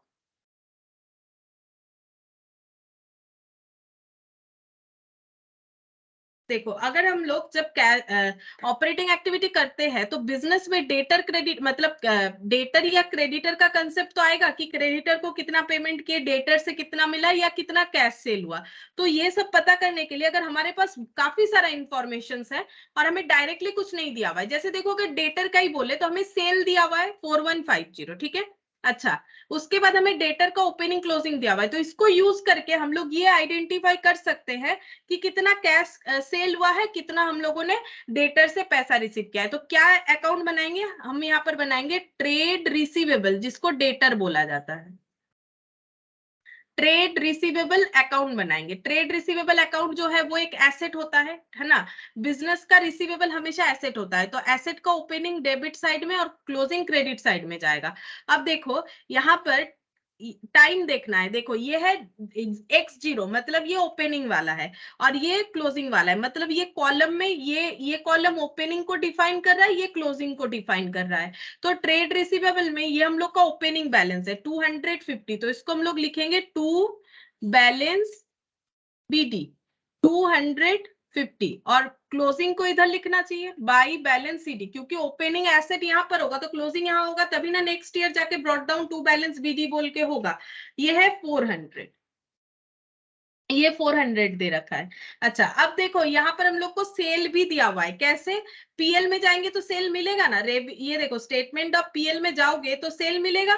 सेल कौन सा है? ये वाला, इसे सेल बोला जाता है। रेवेन्यू फ्रॉम ऑपरेशन, रेवेन्यू का मतलब ही सेल होता है। ठीक है, तो सेल करके कितना पैसा आया है? 4150। अब ये कैसा सेल है, कैश है कि क्रेडिट है? क्योंकि हमें पता है कि जो हम लोग ट्रेडिंग पीएल यानी पीएल स्टेटमेंट ऑफ पीएल में जो लिखते हैं सेल, उसमें कैश भी रहता है और क्रेडिट भी रहता है। ठीक है, ये मिक्सड अप रहता है, तो हम लोग ऐसे आइडेंटिफाई नहीं कर पाएंगे। तो ये हम लोगों का क्या हो गया है? सेल हो गया है। तो इसको हम लोग कैसे लिखेंगे? सेल का एंट्री क्या होता है? डेटर, यहाँ पर लिख देते हैं डेटर टू सेल्स। तो अभी पता तो नहीं है कितना कैश है कितना क्रेडिट है, तो हम लोग इसको क्रेडिट मानेंगे, पूरा का पूरा क्रेडिट मानेंगे। जब हमें ये नहीं बताएगा कि ये कैश सेल है कि क्रेडिट सेल है, तो हम लोग पूरा क्रेडिट मान लेंगे। तो क्रेडिट सेल का एंट्री क्या होता है? डेटर टू सेल, डेटर को यहाँ ट्रेड रिसीवेबल बोलते हैं। अब देखो यहाँ पर और तो कोई सेल रिलेटेड डेटा नहीं था, चेक करके देख सकते हो, डेटर या सेल से रिलेटेड कुछ भी डेटा हम लोग का यहाँ पर नहीं है। अब हम लोग कैसे कैलकुलेट करेंगे? ये दोनों को ऐड कर लेंगे, मतलब ये तो लेजर बैलेंस हो जाएगा। ठीक है, 4400, और ये माइनस करने से हो जाएगा यहाँ पर 4000। इसको क्या लिखेंगे, ये बाई साइड में आया है तो बाई लिखो। अब डेटर से पैसा मिलेगा तो क्या एंट्री होगा, बाई कैश। ठीक है, तो इसका मतलब हमें ये पता चल गया कि ये क्या है, ये कैश सेल भी है, क्योंकि हम लोग को तो अलग से बताया नहीं ना इसमें कितना कैश सेल है। Cash cell plus collection from debtor, हम लोग मान सकते हैं ये दोनों मिला के इतना हुआ है, क्योंकि हम लोग अलग से कैलकुलेट नहीं कर पा रहे हैं कि हम लोगों का कैश सेल कितना है, कोई इंफॉर्मेशन गिवन नहीं है। तो इसका मतलब क्या हुआ, पहले हम लोग का 250 डेटर से मिलना बाकी था, है ना। ओपनिंग का मतलब क्या होता है, हमें डेटर से 250 मिलने वाला था। अगर हम लोगों ने डेटर को और भी 4150 का सेल कर दिया है तो मार्केट से हमें इतना पैसा मिलेगा। उसमें से यहाँ इंफॉर्मेशन बोल रहा है बस 400 ही मिलना बाकी है, जबकि मिलना चाहिए था 4400। इसका मतलब 4000 मिल गया है। बात को समझो, यहाँ पर ओपनिंग 250 का मतलब है कि मुझे 250 रुपीज मिलेगा। ये अभी ईयर के स्टार्टिंग में मुझे पता है, पूरे साल भर में मैंने 4150 का सेल किया। इसका मतलब 4400 का मेरा टोटल जो है रिसीवेबल होता है मार्केट में थ्रू सेल। लेकिन मेरा अकाउंट बता रहा है कि मुझे सिर्फ ही 400 मिलने वाला है, 4400 नहीं। ऐसा क्यों, क्योंकि मुझे बाकी मिल गया होगा। एंट्री देखो ना, डेटर का क्या क्या एंट्री होता है, डेटर का 2 ही एंट्री होता है। जब हम लोग सेल करते हैं तो डेटर टू सेल, और जब हम लोग पैसा रिसीव करते हैं तो कैश टू डेटर, और तो कुछ नहीं होता है। तो वही चीज यहाँ पर ये देखो, टू सेल बाय कैश। तो ये कैश फ्रॉम ऑपरेटिंग एक्टिविटीज में हम लोग लिख देंगे डेटर वाला पॉइंट। ये जो बाय कैश आया मतलब कैश इनफ्लो हुआ, तो इसको हम लोग कैसे लिखेंगे, यहाँ पर लिख देते हैं cash cell and collection from trade receivable. ये हो गया 4000। ठीक है, ये कहां से आया, वर्किंग नोट नंबर 1 से। ठीक है, इससे हम लोगों ने ये चीज पता किया। अच्छा, अब नेक्स्ट देखते हैं हम लोग का कैश पेमेंट का। ठीक है, कैश पेमेंट में क्रेडिटर आ जाएगा, पहले उसमें देख लेते हैं। ट्रेड पेबल बता रखा है, ये देखो 250 और 230, तो दूसरा वर्किंग नोट बनाएंगे। ठीक है, वर्किंग नोट बिना बनाए भी किया जाता है, लेकिन एक बार नॉलेज के लिए सिखा देते हैं ताकि आसान रहेगा। ठीक है, समझने में। यहाँ पर लिखेंगे trade payable. Trade payable normally creditor, bills payable, बहुत सारा चीज होता है, लेकिन हमें यहाँ पर कुछ जब इंफॉर्मेशन नहीं दिया है, मतलब नोट्स टू अकाउंट्स नहीं बना है कि ट्रेड पेबल कि यहाँ पर नोट्स नहीं बनाए कि क्या क्या है, तो इसका मतलब सिर्फ क्रेडिटर है। तो क्रेडिटर का ओपनिंग 230, ये ओपनिंग कॉलम है। उल्टा दिया हुआ है क्वेश्चन, ये नहीं भूलना है, ये ओपनिंग है ये क्लोजिंग है। तो ओपनिंग का बैलेंस 230, ओपनिंग को कैसे लिखेंगे, बाई बैलेंस बीडी। ठीक है, क्योंकि ये लाइबिलिटी है तो लाइबिलिटी क्रेडिट साइड में ब्रॉट डाउन होगा, जबकि एसेट डेबिट साइड में ब्रॉट डाउन होता है। To balance CD. ठीक है, ये कितना हो जाएगा 250। ठीक है, ये हो गया हम लोग का 250। इसका मतलब है ईयर के स्टार्टिंग में हम लोग का मार्केट में पेबल था 230, अभी मार्केट में पेबल है 250, और इस साल के मतलब ओपनिंग और क्लोजिंग के बीच में हम लोगों ने कुछ क्रेडिटर तो जनरेट किया होगा, मतलब हम लोगों ने कुछ परचेस जरूर किया होगा, क्योंकि बिजनेस कर रहे हैं, सेल कर रहे हैं, तो परचेस भी कर रहे होंगे। अब परचेस का कहां से डेटा मिलेगा, पीएल से। पीएल में देखो यहाँ पर purchase of stock in trade दे रखा है 2400, तो परचेज क्या है, तो एंट्री क्या होता है, क्रेडिटर टू, ये क्या होगा, क्रेडिटर अकाउंट डेबिट, यहाँ पर सॉरी क्रेडिटर अकाउंट डेबिट क्यों, परचेज टू क्रेडिटर, तो बाई परचेज होगा, हम गलती से क्रेडिटर अकाउंट डेबिट बोल रहे हैं। तो purchase account debit to creditor, तो बाई परचेज बोल के हम लोग परचेज को रिकॉर्ड कर लेंगे 2400। तो यहाँ पर टोटल हो गया 2630। ठीक है, और यहां पर बैलेंस करते हैं 2630 माइनस 250, 2380। ठीक है, ये क्या निकल के आ गया, अब ये इधर बैलेंस आया तो इसको 2 लिखेंगे, डेबिट साइड है। अब क्रेडिटर का क्या क्या एंट्री होता है, परचेज टू क्रेडिटर, और जब क्रेडिटर को पेमेंट करेंगे तो क्रेडिटर टू बैंक या कैश, तो क्रेडिटर ये है टू कैश, है ना। तो ये हम लोग का बैलेंसिंग फिगर करके आया कि हम लोगों ने इतना पेमेंट किया। अब ये हमारे कैश फ्लो स्टेटमेंट में चला जाएगा, बट इसको एक बार समझ लेते हैं कि स्टार्टिंग में दिखा 230 बाकी है, फिर हम लोगों ने सारे साल में और भी 2400 रुपए का परचेज कर लिया, तो मार्केट में टोटल पेबल हुआ 2630, बट हमें अकाउंट बता रहा है कि नहीं आपका सिर्फ 250 ही बाकी है। ऐसा कैसे पॉसिबल है? इसका मतलब हम लोगों ने बाकी अमाउंट पे कर दिया होगा। वैसे लेजर बैलेंस करके मिल जाता है, बट लेजर को भी तो रीड करने आना चाहिए, तो ये इस तरह से होगा। अब हम लोग लिखेंगे ट्रेड पेबल 2380, यहां पर लिख देंगे cash paid to trade payables. Working note number 2 से मिलेगा, नेगेटिव में दिखाएंगे 2380। देख लेते, इतना ही था शायद, हाँ 2380। अच्छा ये हो गया 4000 हो गया हम लोग का, 2380 हो गया। अच्छा अब नेक्स्ट देखते हैं और क्या खर्चा है हम लोग का यहाँ पर। खर्चा या इनकम, शॉर्ट टर्म प्रोविजन। अच्छा टैक्स वाला लिखना पड़ेगा, तो उसके पहले और कुछ है? टैक्स तो एकदम लास्ट में जाएगा। अदर करेंट लाइबिलिटी तो नहीं होगा, वो मैंने चेक कर लिया। इन्वेंट्रीज तो स्टॉक का इंक्रीज डिक्रीज बता रहा है ड्यू टू सेल, तो सेल का इम्पैक्ट तो हम लोगों ने डेटर के थ्रू दिखा दिया, क्योंकि हमें कैश फ्लो दिखाना है और कैश इनफ्लो या आउटफ्लो दिखाना है। ठीक है, ट्रेड रिसीवेबल का यूज कर लिया। अदर करेंट एसेट एक बार चेक कर लेते, वैसे करेंट एसेट है, एसेट का तो हमारा इन्वेस्टमेंट में जाएगा, देख लेते। फिर भी 3 नंबर पॉइंट में यहाँ पर एडवांस टैक्स है। ठीक है, एडवांस टैक्स का टैक्स में एडजस्टमेंट करेंगे। अच्छा इसके बाद यहाँ पर sale other income. Other income जो है ये हमारा नहीं आएगा, क्योंकि हम लोग ऑपरेटिंग एक्टिविटी निकाल रहे हैं। जैसे कि मैंने पहले ही बोला, ऑपरेटिंग एक्टिविटी जो है मतलब direct business income, other income से यहाँ पर कुछ भी नहीं करना है हमें। अच्छा एम्प्लॉय बेनिफिट एक्सपेंसेस, ये हमें दिखाना पड़ेगा कि हम लोगों ने एम्प्लॉय बेनिफिट एक्सपेंसेस में क्या आएगा, वेजेस सैलरी आ सकता है। क्यों बताओ, यहाँ पर जब अदर आउटस्टैंडिंग एक्सपेंसेस दिख रहा था उसमें दिखाया था वेजेस का खर्चा 50 और 40 और एक्सपेंसेस 20 और 10, इतना इतना बाकी रखा गया है। ठीक है, टोटल 70 और 50, तो ये एक एक्सपेंसेस बाकी रखा गया है, ये वेजेस का। तो हम लोग वेजेस का एक अकाउंट बना के देख सकते हैं कि एम्प्लॉय बेनिफिट एक्सपेंसेस का मतलब होता है वेजेस सैलरी, लेकिन यहाँ ना डिटेल्स नहीं दिया है। बट एम्प्लॉय से रिलेटेड खर्चा तो ऑपरेटिंग एक्टिविटी होगा, तो इसको हमें फाइंड आउट करना पड़ेगा, क्योंकि ये पीएल है। ठीक है, ये पीएल है, पीएल में सिर्फ कैश इनफ्लो आउटफ्लो नहीं दिखाया जाता है, पीएल में पूरा खर्चा दिखाया जाता है। जैसे मान लो कि हम लोग का वेजेस को 100 रुपए देना है, हम लोगों ने 80 रुपए दिए, 20 रुपए नहीं दिए, बोले बाद में देंगे, तो कैश फ्लो बोल रहा है तो फिर 80 ही दिखाओ, जो नहीं दिया उसे मत दिखाओ। लेकिन पीएल कैसे बनता है, पीएल तो एक्रूड फॉर्मेट में बनता है। तो पीएल क्या बोल रहा है, अगर तुम्हारे ड्यूरिंग द ईयर का खर्चा है तो तुम दिखाओ और अलग से दिखाओ, जैसे 80 पे हो गया वैसे दिखाओ, 20 बाकी रखे हो पे करना है, टोटल 100 दिखाओ। तो इसीलिए पीएल में हमारा पेबल पेड दोनों इंक्लूडेड होगा, बट हमें पेड अमाउंट को आइडेंटिफाइड करना है। ठीक है, तो हम लोग यहाँ पर बनाएंगे क्योंकि एम्प्लॉय का नाम, एम्प्लॉय बेनिफिट एक्सपेंसेस कौन सा वाला है, वो नाम क्या है, वो यहां से पता चल रहा है, वो वेजेस है। ठीक है, तो हम लोग यहाँ पर लिखेंगे वेजेस, वर्किंग नोट 3 बनाएंगे, यहाँ पर लिखते हैं वेजेस। अच्छा वेजेस का हम लोग का आउटस्टैंडिंग बोला था, हम यहाँ आउटस्टैंडिंग वेजेस अकाउंट बना रहे हैं। ठीक है, और आउटस्टैंडिंग वेजेस का देखो 50 और 40 बोला है, वैसे ये हम लोग का ओपनिंग है, ये क्लोजिंग है। आउटस्टैंडिंग लाइबिलिटी होता है, तो लाइबिलिटी का ओपनिंग क्रेडिट साइड में जाएगा, तो बाई बैलेंस बीडी 40 लिखेंगे,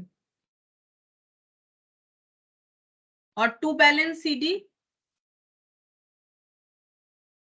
50 है। ठीक है, टू बैलेंस सीडी 50 है, ये लिख दिया मैंने। अब वेजेस पेमेंट कितना किए हैं ये देखो, वो पीएल से दिख रहा है, वो कितना दिख रहा है, वेजेस का पेमेंट हम लोग का दिख रहा है यहाँ पर, कहाँ गया वेजेस, ये रहा 800। ठीक है, तो 800 है, इसको हम लोग कैसे रिकॉर्ड करेंगे, वो पीएल से दिख रहा है, तो यहाँ पर हो जाएगा, यहाँ पर हम लोग लिखेंगे by PL, statement of PL, PL. ठीक है, या फिर बाई एम्प्लॉय बेनिफिट एक्सपेंस बोल के, जैसे देखो ये मैंने परचेज लिखा था ना, ये भी मैंने यहाँ से ही लिखा था 2400। अब तुम लोग सोच सकते हो यहाँ तो पीएल नहीं लिखा, यहाँ भी लिख सकते। ठीक है, ये सब वर्किंग नोट है बोल के हम उतना इसमें डिटेल्स नहीं दिखा रहे। ये देखो बाई पीएल हाइफेन देके परचेज, ठीक है, ऐसे लिख सकते हैं। और यहाँ पर भी देखो, जैसे हम लोगों ने ये सेल्स दिखाया ना, तो इसको भी ऐसे लिख सकते हो, टू पीएल, मतलब ये पीएल से लिया है, और यहाँ पर सेल्स हाइफन देके ऐसे दिखा सकते हैं। तो यहाँ पर भी by statement of PL hyphen से दिखा देते हैं वेजेस, ठीक है। वेजेस का खर्चा जो पीएल में चार्ज किया हुआ है वो है 800, ठीक है। तो इसका मतलब वेजेस का हम लोगों ने 40 रुपए पहले से बाकी रखा था, 800 रुपए इस बार वेजेस का हमारा पेमेंट होना चाहिए, तो टोटल 840 पेमेंट करना चाहिए। बट हम लोग का बाकी दिख रहा है 50, इसका मतलब हम लोगों ने कुछ तो पेमेंट कर दिया है, इसीलिए 840 की जगह 50 दिख रहा है। और वो अमाउंट कितना है माइनस करने से पता चल जाएगा, तो वो अमाउंट हो गया 790। अब इसको कैसे रिकॉर्ड करोगे, टू साइड है तो टू बोल के रिकॉर्ड करो, और जब वेजेस पेमेंट करते हैं तो क्या होता है टू कैश, ठीक है। और ये आउटस्टैंडिंग वेजेस जब लाइबिलिटी था, अब आउटस्टैंडिंग वेजेस का जब पेमेंट कर देंगे तो आउटस्टैंडिंग वेजेस कैंसिल हो जाएगा, तो वेजेस पेड 790 यहां पर लिखेंगे, cash paid to wages 790 working note number 3 से मिला, ठीक है।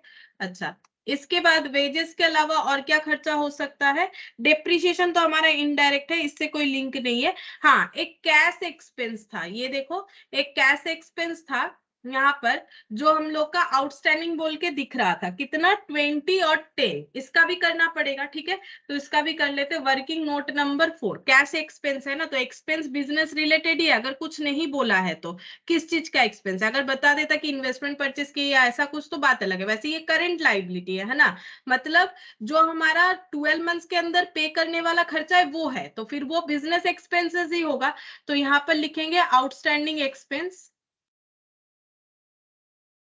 इसका भी हम लोग ब्रॉट डाउन करेंगे, देखो ऐसे, क्योंकि लाइबिलिटी है तो by balance BD opening, by balance BD, ये ओपनिंग इधर है, ठीक है, उल्टा दिया हुआ है ना 10, और क्लोजिंग हो जाएगा टू बैलेंस सीडी 20, ये 20 दिया हुआ था। अब इसमें खर्चा देखते हैं पीएल से कौन सा वाला होगा, तो पीएल में देखो अदर एक्सपेंसेस दिख रहा है, अदर एक्सपेंसेस 200 ये वाला होगा। अब मैंने फाइनेंस कॉस्ट को क्यों कंसीडर नहीं किया, डेप्रिसिएशन क्यों नहीं किया वो मैंने बता दिया, ठीक है। डेप्रिसिएशन इसीलिए नहीं किया क्योंकि ये नॉन कैश आइटम होता है, इसका कोई कैश एंट्री नहीं हुआ है। जब पीएल में रिकॉर्ड होता है तो कैसे एंट्री होता है, पहले होता है डेप्रिसिएशन टू फिक्स्ड एसेट, फिर जब ये पीएल में जाता है तब एंट्री होता है पीएल टू डेप्रिसिएशन, इसी वजह से ये पीएल में दिख रहा है, बट लिखने का तरीका अलग होता है because of the company account. अगर ये टी शेप होता तो पीएल अकाउंट ऐसे दिखता, टू डेप्रिसिएशन लिख देते, जो कि पार्टनरशिप और सोल प्रोप्राइटर के लिए एप्लीकेबल है, कंपनी के लिए एप्लीकेबल नहीं रहा, ठीक है। तो इसीलिए डेप्रिसिएशन यहाँ पर नहीं आएगा। इंप्लॉय बेनिफिट यूज कर लिया, purchase of stock in trade use कर लिया, अदर इनकम नहीं आएगा क्योंकि हम लोग ऑपरेटिंग एक्टिविटी कर रहे हैं, रेवेन्यू फ्रॉम ऑपरेशन यूज कर लिया। अच्छा, changes in inventory of finish goods, इसका इंपैक्ट कहां पर आता है, इसका इंपैक्ट परचेज में भी आता है और सेल में भी आता है। क्यों, क्योंकि हमारा स्टॉक अगर बढ़ रहा है तो परचेज किया, स्टॉक अगर घट रहा है तो सेल हुआ है, और इसका इंपैक्ट परचेज सेल यानी डेटर क्रेडिटर से रिलेटेड है, वो उसमें ऑलरेडी इंपैक्टफुल हो जाता है, ठीक है, मतलब हो गया है। क्योंकि जब हम लोग सेल किए तो स्टॉक हमारा कम ज्यादा हुआ है, तो यहाँ से एडजस्ट हो जाता है, इसको अलग से करने का हमारा जरूरत नहीं है। और उससे भी बड़ा बात है कि इससे कोई कैश इनफ्लो आउटफ्लो नहीं हो रहा है, क्योंकि इन्वेंट्रीज चेंज इसीलिए होता है परचेज सेल के वजह से, ठीक है। और परचेज सेल का cash inflow outflow debtor creditor के थ्रू से हम लोगों ने कर लिया है, फाइनेंस कॉस्ट नहीं आएगा क्योंकि वो हमारे फाइनेंसिंग एक्टिविटी में आएगा, ठीक है। 5 नंबर पे देखो इंटरेस्ट का खर्चा था, ये हम लोग का फाइनेंसिंग एक्टिविटी में आता है, तो फिर ये यहाँ पर तो आएगा नहीं, ठीक है। इसीलिए ये रहा इंटरेस्ट, तो इसीलिए ये वाला एक्टिविटी भी हम लोग नहीं लेंगे यहाँ पर, ये खर्चा। अदर एक्सपेंस बचा, अब यही वाला होगा बिजनेस एक्टिविटी, तो अदर एक्सपेंसेस का जो है उसको हम लोग कैसे लिखेंगे, बाई स्टेटमेंट ऑफ पीएल, मतलब एसपीएल शॉर्टकट में लिख देते हैं, ये हो गया अदर एक्सपेंस, और ये है 200, ठीक है। तो 210 minus 20,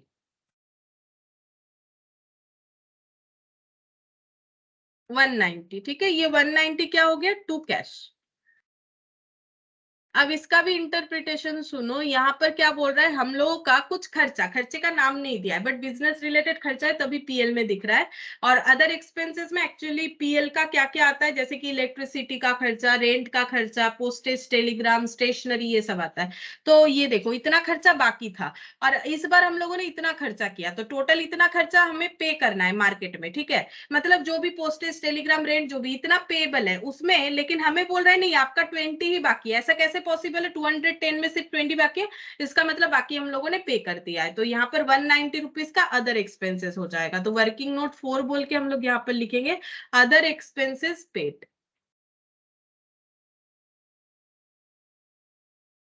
cash paid for other expenses, working note number 4, 190, ठीक है, ये भी माइनस हो जाएगा। अच्छा, अब टैक्स पेड आएगा। टैक्स पेड में भी काफी सारा चीजें, हम लोग का एक एडवांस टैक्स पेड है, ठीक है, और एक ये पहले इसको टोटल कर लेते हैं, फिर टैक्स पेड वाला कैलकुलेशन देखेंगे। 4000 हम लोग का इनकम था, फिर आउटफ्लो हुआ 2380, फिर से 790 का आउटफ्लो हो गया, फिर से 190 का आउटफ्लो हो गया, तो 36,000। हाँ, इतना ज्यादा कैसे हो सकता है? 36,000 कैसे हो जाएगा? पता नहीं, ज्यादा लिख दिया होगा मैंने। 190,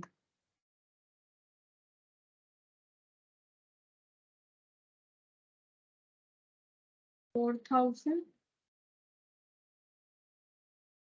2380, 790, 190, ठीक है, 640 आ रहा है। हम्म,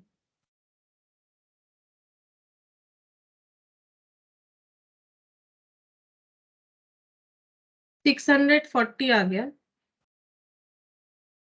अच्छा, ये हम लोग का ये पॉजिटिव में है, कैश सेल है, ये सब तो पेड पेड पेड ही दे रखा है। अच्छा, ठीक है, अब इसको हम लोग यहाँ से लेस कर देते हैं, टैक्स पेड। देखते हैं टैक्स पेड कितना है। अब टैक्स पेड का क्या क्या इंफॉर्मेशन दिया है देखो। टैक्स पेड हम लोग का बोला है एडवांस टैक्स 180 ओपनिंग में और 195 क्लोजिंग में। और यहाँ पर देखो tax tax expenses, current year का टैक्स पेमेंट दिखा रहा है 200, तो करेंट ईयर में करेंट टैक्स 200 है, ठीक है, लेकिन यहाँ पर देखो टैक्स पेड कितना, एडवांस टैक्स कितना दिख रहा है 195, और यहाँ पर दिख रहा है 180। अच्छा, और टैक्स से रिलेटेड कुछ है, शॉर्ट टर्म प्रोविजंस में है शायद। ये देखो, टैक्स के लिए प्रोविजन किया गया था 180, लेकिन टैक्स का प्रोविजन ये ओपनिंग क्लोजिंग प्रोविजन है, ठीक है, टैक्स का प्रीवियस ईयर प्रोविजन किया गया था 180, अभी का प्रोविजन है 200। प्रोविजन क्रिएट करना एक लायबिलिटी होता है। एडवांस टैक्स इतना है, एडवांस टैक्स एसेट होगा, अगर हम लोगों ने एडवांस किया है तो एसेट होगा ना, तो 195 ओपनिंग का है, क्लोजिंग एसेट हो जाएगा, नहीं 180 ओपनिंग का है क्योंकि ओपनिंग कॉलम है, तो यहाँ पर क्लोजिंग का हो जाएगा 195, ठीक है, 195। और यहाँ पर एडवांस टैक्स बोला है, प्रोविजन फॉर टैक्स बोला है, और भी कुछ एक टैक्स का आइटम बोलेगा, देख लेते हैं यहाँ पर। ये देखो टैक्स एक्सपेंसेस बता रहा है करेंट टैक्स 200, ठीक है, करेंट टैक्स बोल रहा है 200, ठीक है, तो ये क्या दिखा रहा है करेंट टैक्स, ये प्रोविजन फॉर टैक्स दिखा रहा है, जो कि ये 200 ऑलरेडी है। पीएल से ये जो प्रोविजन किया गया है ना, ये प्रोविजन फॉर टैक्स है, वो पीएल में जो 200 दिख रहा है वो यही वाला है, पीएल में जो 200 दिख रहा है वो यही वाला है, ठीक है। तो प्रीवियस ईयर का हम लोग का टैक्स कितना था, प्रीवियस ईयर का हम लोगों का प्रोविजन कितना था 180 था, ठीक है, और इस बार का प्रोविजन 200 किया, इसको क्लोज ऐसे किया जाता है, बाई पीएल बोल के हमें 200 दिखाना पड़ेगा कि इस साल हम लोगों ने 200 का प्रोविजन किया है, ठीक है। और यहाँ पर हम लोग को क्या दिखाना पड़ेगा, यहाँ पर ये वाला जो है ये यहाँ ट्रांसफर हो जाता है, ठीक है, 180 जो है इधर ट्रांसफर हो जाएगा, फिर ये दोनों क्लोज हो जाएगा। अच्छा, अब यहाँ पर देखो ये टू एडवांस टैक्स बोल के हो जाएगा, ठीक है। अब यहाँ पर यहाँ ये एडवांस टैक्स बोल के नहीं होगा, सॉरी, ये वाला हम लोग का पेमेंट बोल के दिखेगा। और यहाँ पर देखो हम लोगों ने 195 जो है 195 का हम लोगों ने एडवांस किया है, और 180 का जो है ये भी हम लोगों ने एडवांस किया है, ये प्रीवियस ईयर का एडवांस किया है, और ये हम लोगों ने इस साल एडवांस किया है। तो हमें अगर कैश आउटफ्लो देखना है, सीधा सीधा बात ये है प्रोविजन से क्या होगा, क्योंकि प्रोविजन का मतलब तो पीएल से हटाया गया अमाउंट, तो इसका हमें कोई जरूरत नहीं है। हम लोग ये देखेंगे इस बार टैक्स के लिए हम लोगों ने कितना कैश आउटफ्लो किया, तो 195 किया, बस इसी से मतलब है, हम लोगों ने 195 का टैक्स जो है ये हम लोगों ने इस बार पे किया, तो कैश आउटफ्लो कितना हुआ होगा, 195 होगा, एडवांस किया है तो 195 हम लोग इसमें लेस कर देंगे। ठीक है, लेस करने से हम लोग का कितना आएगा, देखो 640 माइनस 195, तो ये हो गया 445। ठीक है, 445, इसको हम लोग क्या बोलेंगे, cash generated from operating activities.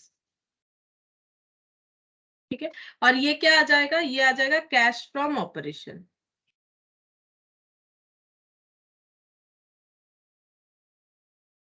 बस हम लोग को जो है ऑपरेटिंग एक्टिविटी करने बोला था और कुछ नहीं। ठीक है, तो ये हम लोग का कंप्लीट हो गया, ऑपरेटिंग एक्टिविटी कंप्लीट हो गया। ये हम लोग का था क्वेश्चन नंबर 10। ठीक है, इसके बाद क्वेश्चन नंबर 11 हो जाएगा डायरेक्ट मेथड से, लास्ट क्वेश्चन। ठीक है, डायरेक्ट मेथड का लास्ट क्वेश्चन, क्वेश्चन नंबर 11 देखते हैं। देखो,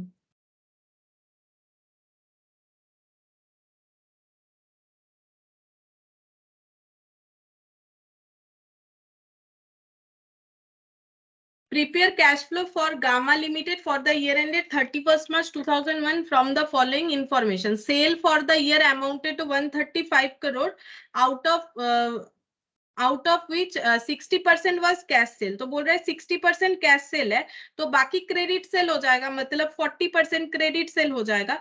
अच्छा, इसके बाद हम लोग को बोल रहा है परचेज फॉर, हम लोग को क्या करना पड़ेगा, कैश सेल तो हम लोग दिखाई देंगे, और क्रेडिट सेल में अगर कुछ डेटर से पैसा मिला है तो वो दिखाएंगे। परचेज बोल रहा है 55 करोड़, जिसमें से क्रेडिट परचेज 80% है, तो 20% हम लोगों ने कैश परचेज किया, तो 20% तो कैश आउटफ्लो होगा ही इसका। और अगर क्रेडिटर को बाद में पेमेंट कुछ किया है तो वो भी दिखाना पड़ेगा। Administrative and selling expenses 18 crore, ये दिखाएंगे। सैलरी पेड, ये भी दिखाएंगे।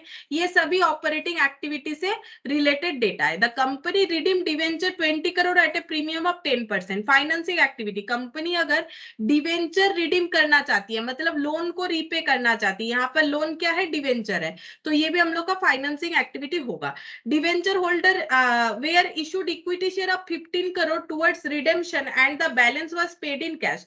बोल रहा है डिवेंचर होल्डर जो है वो कन्वर्टेबल डिवेंचर होगा, इसीलिए इनको इक्विटी शेयर दिया गया 15 करोड़ को। 15 करोड़, क्योंकि डिवेंचर होल्डर को टोटल कितना पे करना है, 20 करोड़, लेकिन 10% प्रीमियम के साथ। इसका मतलब कितना पे करना पड़ेगा, 20 इंटू 10%। ठीक है, तो ये कितना हो गया 2, मतलब 22 करोड़ पे करना पड़ेगा। अब इनको कैसे पे किया गया है, बोल रहा है डिवेंचर होल्डर को 15 करोड़ का दिया गया है इक्विटी। ठीक है, तो 15 करोड़ का जब इक्विटी देंगे तब एंट्री क्या होगा, डिवेंचर डेबिट हो जाएगा, क्योंकि मेरा लोन जो है कैंसिल हो रहा है। अच्छा, उसके बाद यहाँ पर पैसा तो नहीं दे रहे, इक्विटी शेयर दे रहे, तो इक्विटी शेयर कैपिटल, तो इस पार्ट का कैश फ्लो से कोई लेना देना नहीं है। बाकी बचे हुए अमाउंट को कैश में देना है। ठीक है, 22 माइनस 15 कर लेते, बचा हुआ कितना, 22 माइनस 15 यानी 7 करोड़। 7 करोड़ का कैश आउटफ्लो होगा, वो हमें लिखना पड़ेगा।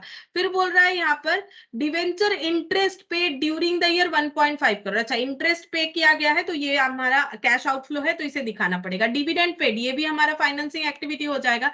Investment costing 12 crore were sold for 2.4 crore profit, तो ये दोनों को जोड़ के हमें लिखना है कि कितना कैश इनफ्लो हुआ इन्वेस्टमेंट बेच के। 8 crore was paid towards income tax during the year, तो ये हमारे ऑपरेटिंग एक्टिविटी में आ जाएगा। फिर बोल रहे हैं new plant costing 21 crore was purchased in part exchange of an old plant. बोल रहा है कि 21 करोड़ का एक प्लांट खरीदा गया, और जब खरीदा गया तो एक ओल्ड प्लांट को एक्सचेंज करके खरीदा गया। The book value of the old plant 12 crore, but the vendor took over the old plant at A value of 10 crore only. बोल रहा है कि 21 करोड़ का हम लोगों ने क्या किया है, परचेज किया है प्लांट। ठीक है, अब इसका पेमेंट हम लोगों ने कैसे किया, दो पार्ट में। एक तो हम लोगों ने एक ओल्ड प्लांट दे दिया, और बाकी बैलेंस जो बचा उसके लिए पैसा दिया। ओल्ड प्लांट का वैल्यू जो वेंडर है, खरीद रहा है, हमारे हिसाब से 12 करोड़ है, बस उसने 10 करोड़ दिया। ठीक है, तो अगर उसने 10 करोड़ दिया तो हमारे पास 10 करोड़ आए, हमें 21 करोड़ का प्लांट खरीदना है, तो 21 से 10 माइनस कर देते हैं तो हमें कितना पैसा देना पड़ा होगा, क्योंकि बैलेंस अमाउंट का पैसा दिया गया, तो 11 करोड़ का पैसा देना पड़ेगा। तो प्लांट खरीदने का खर्चा हो जाएगा 11 करोड़। ठीक है, तो ये सिंपल दिया है क्वेश्चन, वैसा कुछ नहीं लग रहा है मुझे। उसके बाद देख लेते क्या बोल रहा है। The following balances was also provided, debtor creditor bank का डिटेल्स दिया है। बस हमें क्या करना है, कैश फ्लो स्टेटमेंट बना के दिखाना है। ठीक है, चलो कैश फ्लो स्टेटमेंट बना के दिखाते हैं।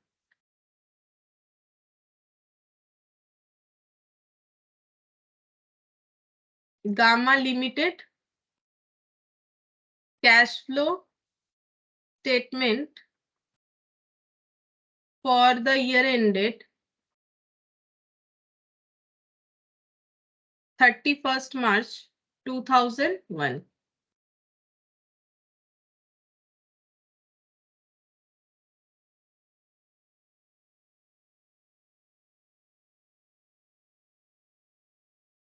Particulars,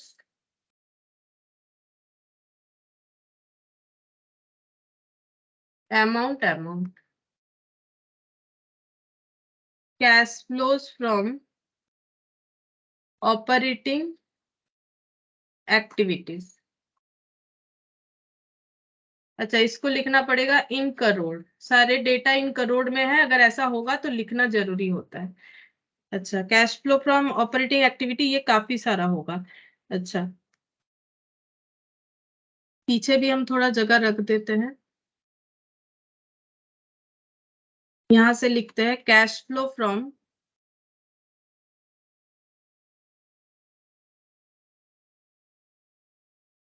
investing activities,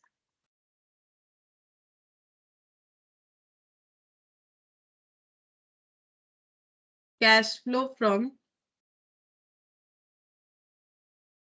financing activities.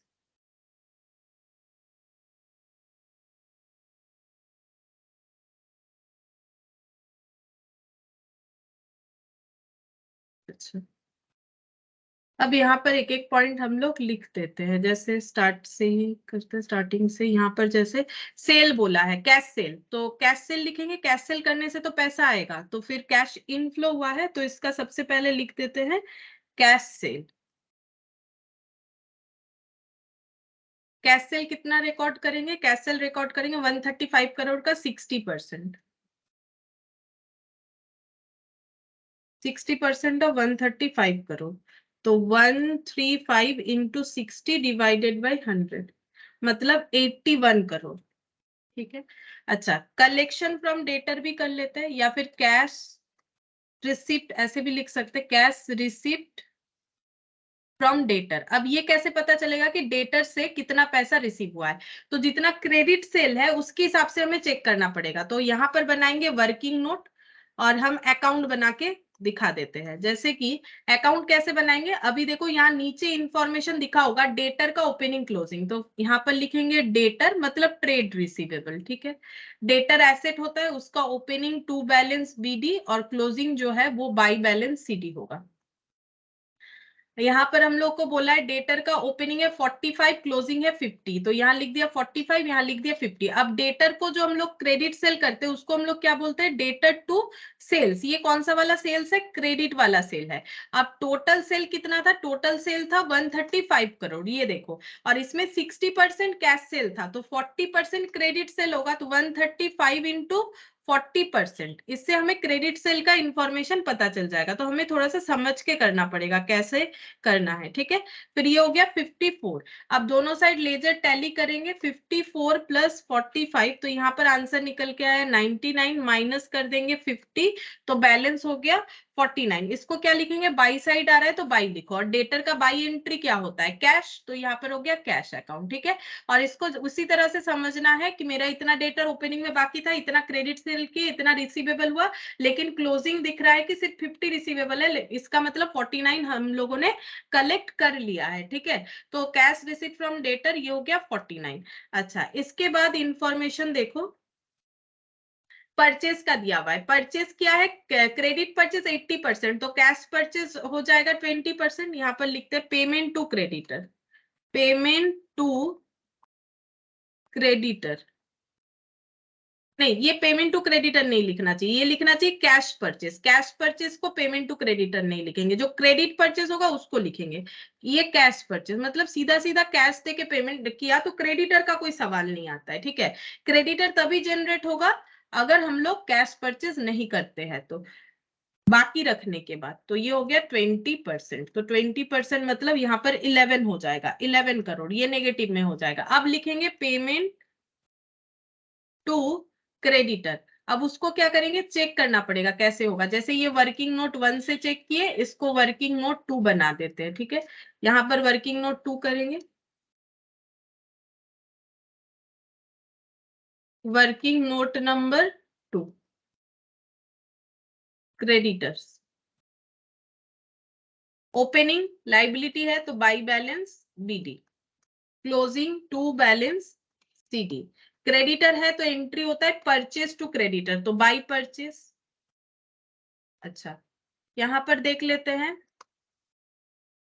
Creditor का मिलेगा बैलेंस 21 और 23, यहाँ पर 21, यहाँ पर लिखेंगे 23। परचेज में कितना लिखेंगे, देखो क्रेडिटर कितना था, क्रेडिटर था हम लोगों का 55, टोटल 55 करोड़ का था, मतलब टोटल कैश और क्रेडिट ये सब मिला के। तो 55 इंटू हमें 80% करना पड़ेगा, तो यहाँ पर हो जाएगा 44, आई थिंक 55, हाँ 44 हो जाएगा। ये हो गया क्रेडिट परचेज। अच्छा 44 प्लस 1 65, 65 माइनस 23, तो ये हो गया 42। तो इसको क्या लिखेंगे, क्रेडिटर का एंट्री परचेज टू क्रेडिटर, फिर पेमेंट करने पे क्रेडिटर टू कैश। तो ये पैसा जो है हम लोगों ने पेमेंट कर दिया, इतना पैसा करना था, इतना करना था, टोटल इतना, लेकिन क्लोजिंग बोल रहा है 23 ही बाकी है, इसका मतलब 42 पेड है। तो यहाँ पर लिखेंगे पेमेंट टू क्रेडिटर में 42 करोड़, ठीक है। ये लेस करके दिखा दिया। अच्छा, cash receipt, cash purchase, cash purchase, cash payment, ये सब हो गया। अब नेक्स्ट देखते हैं कौन सा खर्चा दिया हुआ है। एडमिनिस्ट्रेटिव सेलिंग एक्सपेंस 18, तो ये लिख देते हैं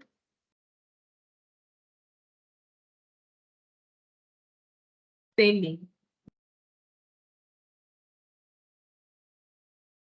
18, paid to administrative and selling expenses. अच्छा, उसके बाद सैलरी 22 करोड़,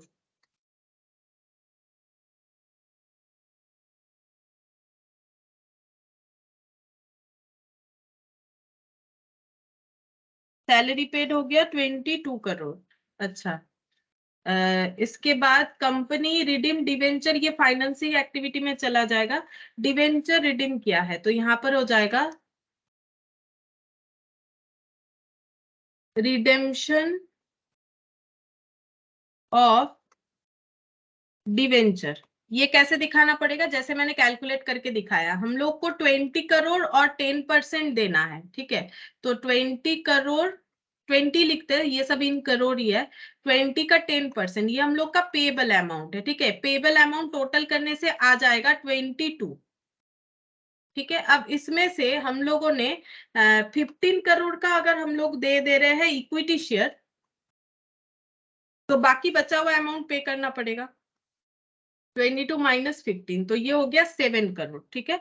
यहाँ पर हम लोग दिखाएंगे 7 करोड़, ये नेगेटिव में दिखाएंगे रिडेम्पशन ऑफ डिवेंचर।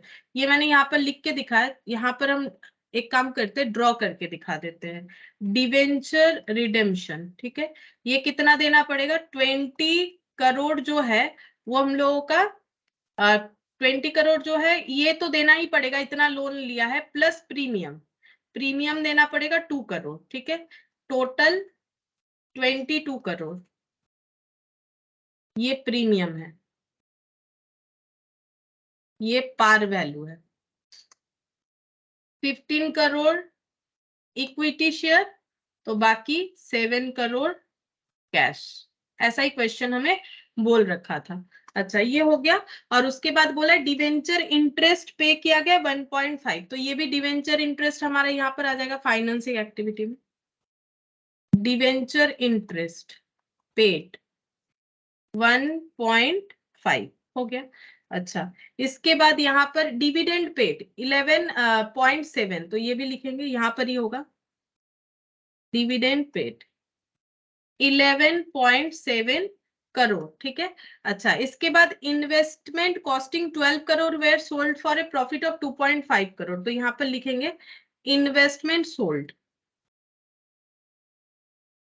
इन्वेस्टमेंट बेच के कितना पैसा आया वो हमें दिखाना पड़ेगा। तो बोल रहा है कि investment costing 12 crore were sold at a profit for 2.4, तो 12 करोड़ तो वैल्यू था, 2.4 प्रॉफिट अर्न किया, तो मतलब 14.4 रुपीज का हमारा सेल ऑफ इन्वेस्टमेंट हो गया। फिर बोल रहा है 8 crore was paid towards income tax during the year, ये यहाँ पर दिखेगा हम लोग का जो ये एक्टिविटी है, ये वाला टोटल करने से हम लोग यहाँ पर दिखा सकते हैं, यहाँ लिख देते हैं, यहाँ पर हो जाएगा टैक्स पेड, टैक्स पेड है 8 करोड़, टैक्स पेड है हम लोग का 8 करोड़। फिर बोल रहा है एक नया प्लांट खरीदा गया है जिसका कॉस्ट है 21 crore in part exchange of old plant, ये भी ड्रॉ करके दिखा देते हैं, इसको हम लोग कैसे समझ सकते हैं।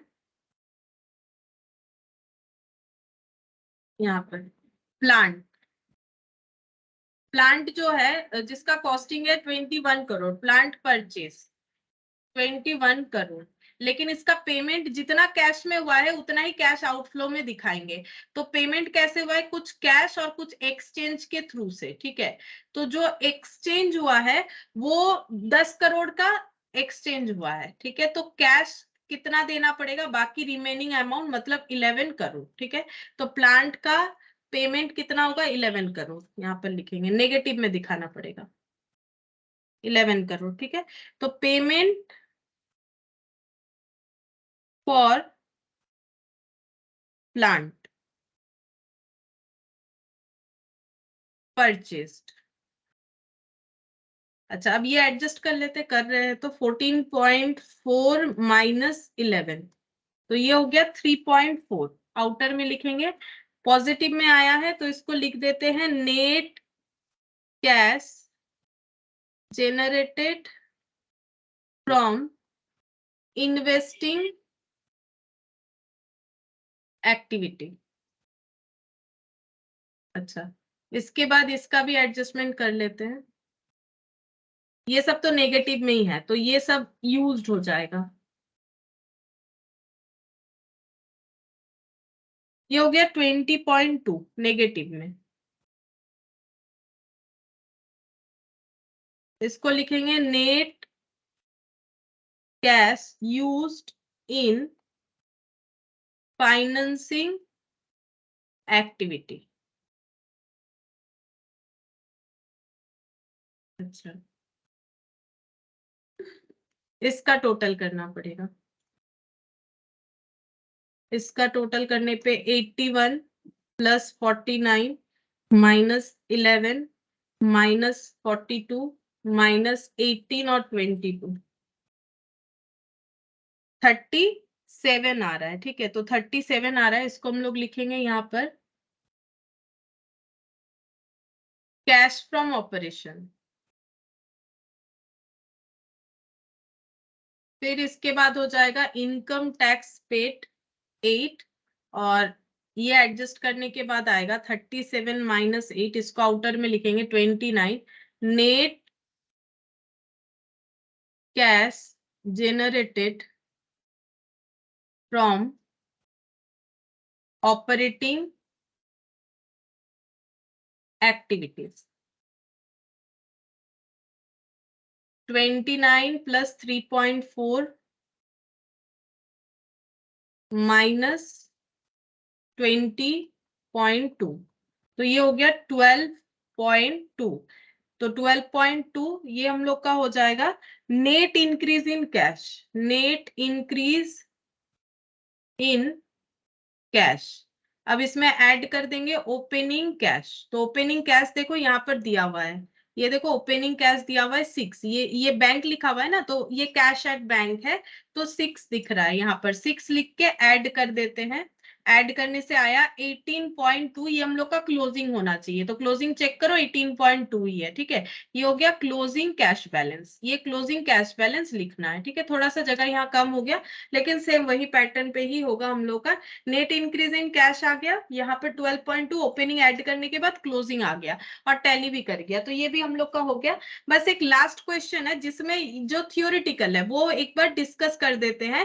क्वेश्चन नंबर 1, इसमें क्या करना है, सिर्फ हमें आइडेंटिफाई करना है कि कौन सा क्या एक्टिविटी है। हम इसको यहीं पर लिख के दिखा दे रहे हैं, तुम लोग अपने कॉपी में इसे नोट डाउन कर सकते हो। जैसे यहाँ पर पूछा है, classify the following activities as operating activity, investing activity, financing activity, cash equivalent with reference to AS3। अगर कोई कैश इक्विवेलेंट है तो वो भी बता दो AS3 के हिसाब से, ठीक है। तो देखते हैं, सबसे पहले बोला है brokerage paid on purchase of investment. Investment purchase करने के लिए अगर ब्रोकरेज पे किया है तो ये इन्वेस्टिंग एक्टिविटी होगा, क्योंकि इन्वेस्टमेंट परचेज करना इन्वेस्टिंग एक्टिविटी, और उससे रिलेटेड कोई भी खर्चा या इनकम जो भी हो वो हमारा इन्वेस्टिंग एक्टिविटी होगा। अंडर राइटर को कमीशन दिया, अंडर राइटर कौन होता है, जो शेयर बिकवाता है, मतलब फाइनेंसिंग एक्टिविटी। जैसे हम लोग ब्रोकरी के थ्रू से एसेट वगैरह खरीद सकते हैं, वैसे ही ब्रोकर के थ्रू से हम लोग शेयर भी बिकवा सकते हैं, तो under writer commission paid.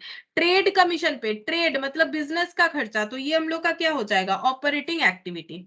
Proceeds from sale of investment, तो इन्वेस्टिंग एक्टिविटी, इन्वेस्टिंग एक्टिविटी करके अगर हम लोगों ने मतलब सेल किया कुछ इन्वेस्टमेंट और पैसा मिला, तो ये हो गया हम लोग का investing activity. Purchase of goodwill, goodwill यानी हमारा एसेट, फिक्स्ड एसेट, तो एसेट हम लोग का क्या होता है, एसेट को हम लोग क्या बोलेंगे, एसेट खरीदना बेचना इन्वेस्टिंग एक्टिविटी, तो वैसे ही गुडविल परचेज कर रहे हैं तो ये भी हम लोग का एसेट ही है, इंटेंजिबल है, तो ये भी हम लोग का इन्वेस्टिंग एक्टिविटी होगा। रिडेम्पशन ऑफ प्रेफरेंस शेयर, तो प्रेफरेंस शेयर इशू करके पैसा मिलता है, मतलब कंपनी अपना फाइनेंस करती है शेयर इशू करके, तो उसमें से एक तरह का शेयर प्रेफरेंस शेयर भी है, अब इनको रीपे कर रहे हैं, तो ये भी इसका फाइनेंसिंग एक्टिविटी होगा, जो पैसा जा रहा है वो फाइनेंसिंग एक्टिविटी की वजह से। Rent receive from property held as investment, हम लोगों ने एक प्रॉपर्टी को इन्वेस्टमेंट की तरह हेल्ड कर रखा है और उससे रेंट रिसीव हो रहा है, तो ये क्या एक्टिविटी होगा, ये हम लोग का इन्वेस्टिंग एक्टिविटी होगा। ये ऑपरेटिंग एक्टिविटी नहीं है, क्योंकि रेंट देना हमारा काम नहीं है, रेंट से जो पैसा मिल रहा है ये रेंट देना हमारा काम नहीं है, हम लोगों ने एक एक्स्ट्रा प्रॉपर्टी खरीद रखा है। हेल्ड एज इन्वेस्टमेंट कब करता है, कोई किसी के पास सरप्लस पैसा होता है, अब उससे जो इनकम हो रहा है वो इन्वेस्टिंग एक्टिविटी। जैसे शेयर से, जैसे मान लो शेयर को हम लोगों ने खरीदा है, तो शेयर का इन्वेस्टमेंट मतलब उससे जब डिविडेंड मिलेगा, जब डिविडेंड मिलेगा, अब देखो डिविडेंड को हम लोग फाइनेंसिंग में क्यों दिखा रहे, कंपनी के तरफ से। अब वही कंपनी खुद भी शेयर इशू की है, किसी और के शेयर को भी खरीद रखी है, जब किसी और के शेयर को खरीद रखी है और वो कंपनी जब डिविडेंड देगा तो वो उसके लिए इन्वेस्टिंग एक्टिविटी हो जाएगा, डिविडेंड इनकम, ठीक है। और डिविडेंड पेड वो हमारा फाइनेंसिंग एक्टिविटी। उसी तरह से रेंट, अगर बिजनेस से रिलेटेड रेंट का खर्चा होता है तो वो ऑपरेटिंग एक्टिविटी, लेकिन रेंट का पैसा मिल रहा है एक प्रॉपर्टी से तो वो investing activity. Interest paid on long term borrowing, तो ये फाइनेंसिंग एक्टिविटी, बोरोइंग हमेशा फाइनेंसिंग एक्टिविटी होता है, और अगर बोरोइंग की वजह से इंटरेस्ट पे कर रहे तो financing activity. Marketable securities having risk of change in value, बोल रहे हैं मार्केटेबल सिक्योरिटीज है लेकिन इसमें risk of change in value है, तो ये normally marketable securities cash equivalent होता है, लेकिन कैश इक्विवेलेंट का जो भी मैंने क्राइटेरिया बोला था उसमें मैंने ये भी बोला था कि उसका जो वैल्यू है वो ज्यादा चेंज नहीं हो सकता है, मतलब चेंज का कोई जगह नहीं है, तो risk of change in value हो गया, इसीलिए ये नॉट ए कैश इक्विवेलेंट, ये कैश इक्विवेलेंट नहीं होगा। Refund of income tax received, ये ऑपरेटिंग एक्टिविटी, इनकम टैक्स पे कर रहे हैं ये ऑपरेटिंग एक्टिविटी, अगर हम लोगों ने एक्स्ट्रा पे किया है तो हमें रिफंड भी मिल जाता है, तो रिफंड अगर मिल रहा है इनकम टैक्स से तो वो हम लोग का ऑपरेटिंग एक्टिविटी होगा। मार्केटेबल सिक्योरिटीज हमारा नॉर्मली कैश इक्विवेलेंट होता है, बट यहाँ पर क्यों नहीं हुआ, अगर देखो लास्ट दिन एक बार दिखा देते ताकि तुम लोग रिलेट कर पाओ, जो मैंने लिखवाया था वहां पर मैंने बोला था कि मार्केटेबल सिक्योरिटीज जो है उसमें हमारा शॉर्ट टर्म होगा, और इसका जो है ये देखो शॉर्ट टर्म 3 मंथ से ज्यादा का नहीं होता है, ठीक है। ये देखो यहाँ पर बोला है highly liquid investment that are readily convertible into known amount, जो नॉन अमाउंट है उसी से उसका अमाउंट का चेंजेस नहीं होगा, and subject to an insignificant risk of change in value, but यहाँ पर बोला है having risk of change in value, इसीलिए ये कैश इक्विवेलेंट नहीं है, तो मार्केटेबल सिक्योरिटीज का मतलब ही कैश इक्विवेलेंट हो जाएगा, ऐसा बात नहीं है, ठीक है। तो ये भी हम लोग का कंप्लीट हो गया, क्वेश्चन नंबर 1 भी। करेंगे। अब इसके बाद जितने भी क्वेश्चन बचे हैं वो इनडायरेक्ट मेथड का है, तो नेक्स्ट दिन हम लोग इनडायरेक्ट मेथड स्टार्ट करेंगे, उसके बाद ही हम लोग ये जो क्वेश्चन है वो डिस्कस करेंगे। ठीक है, फिर आज इतना ही।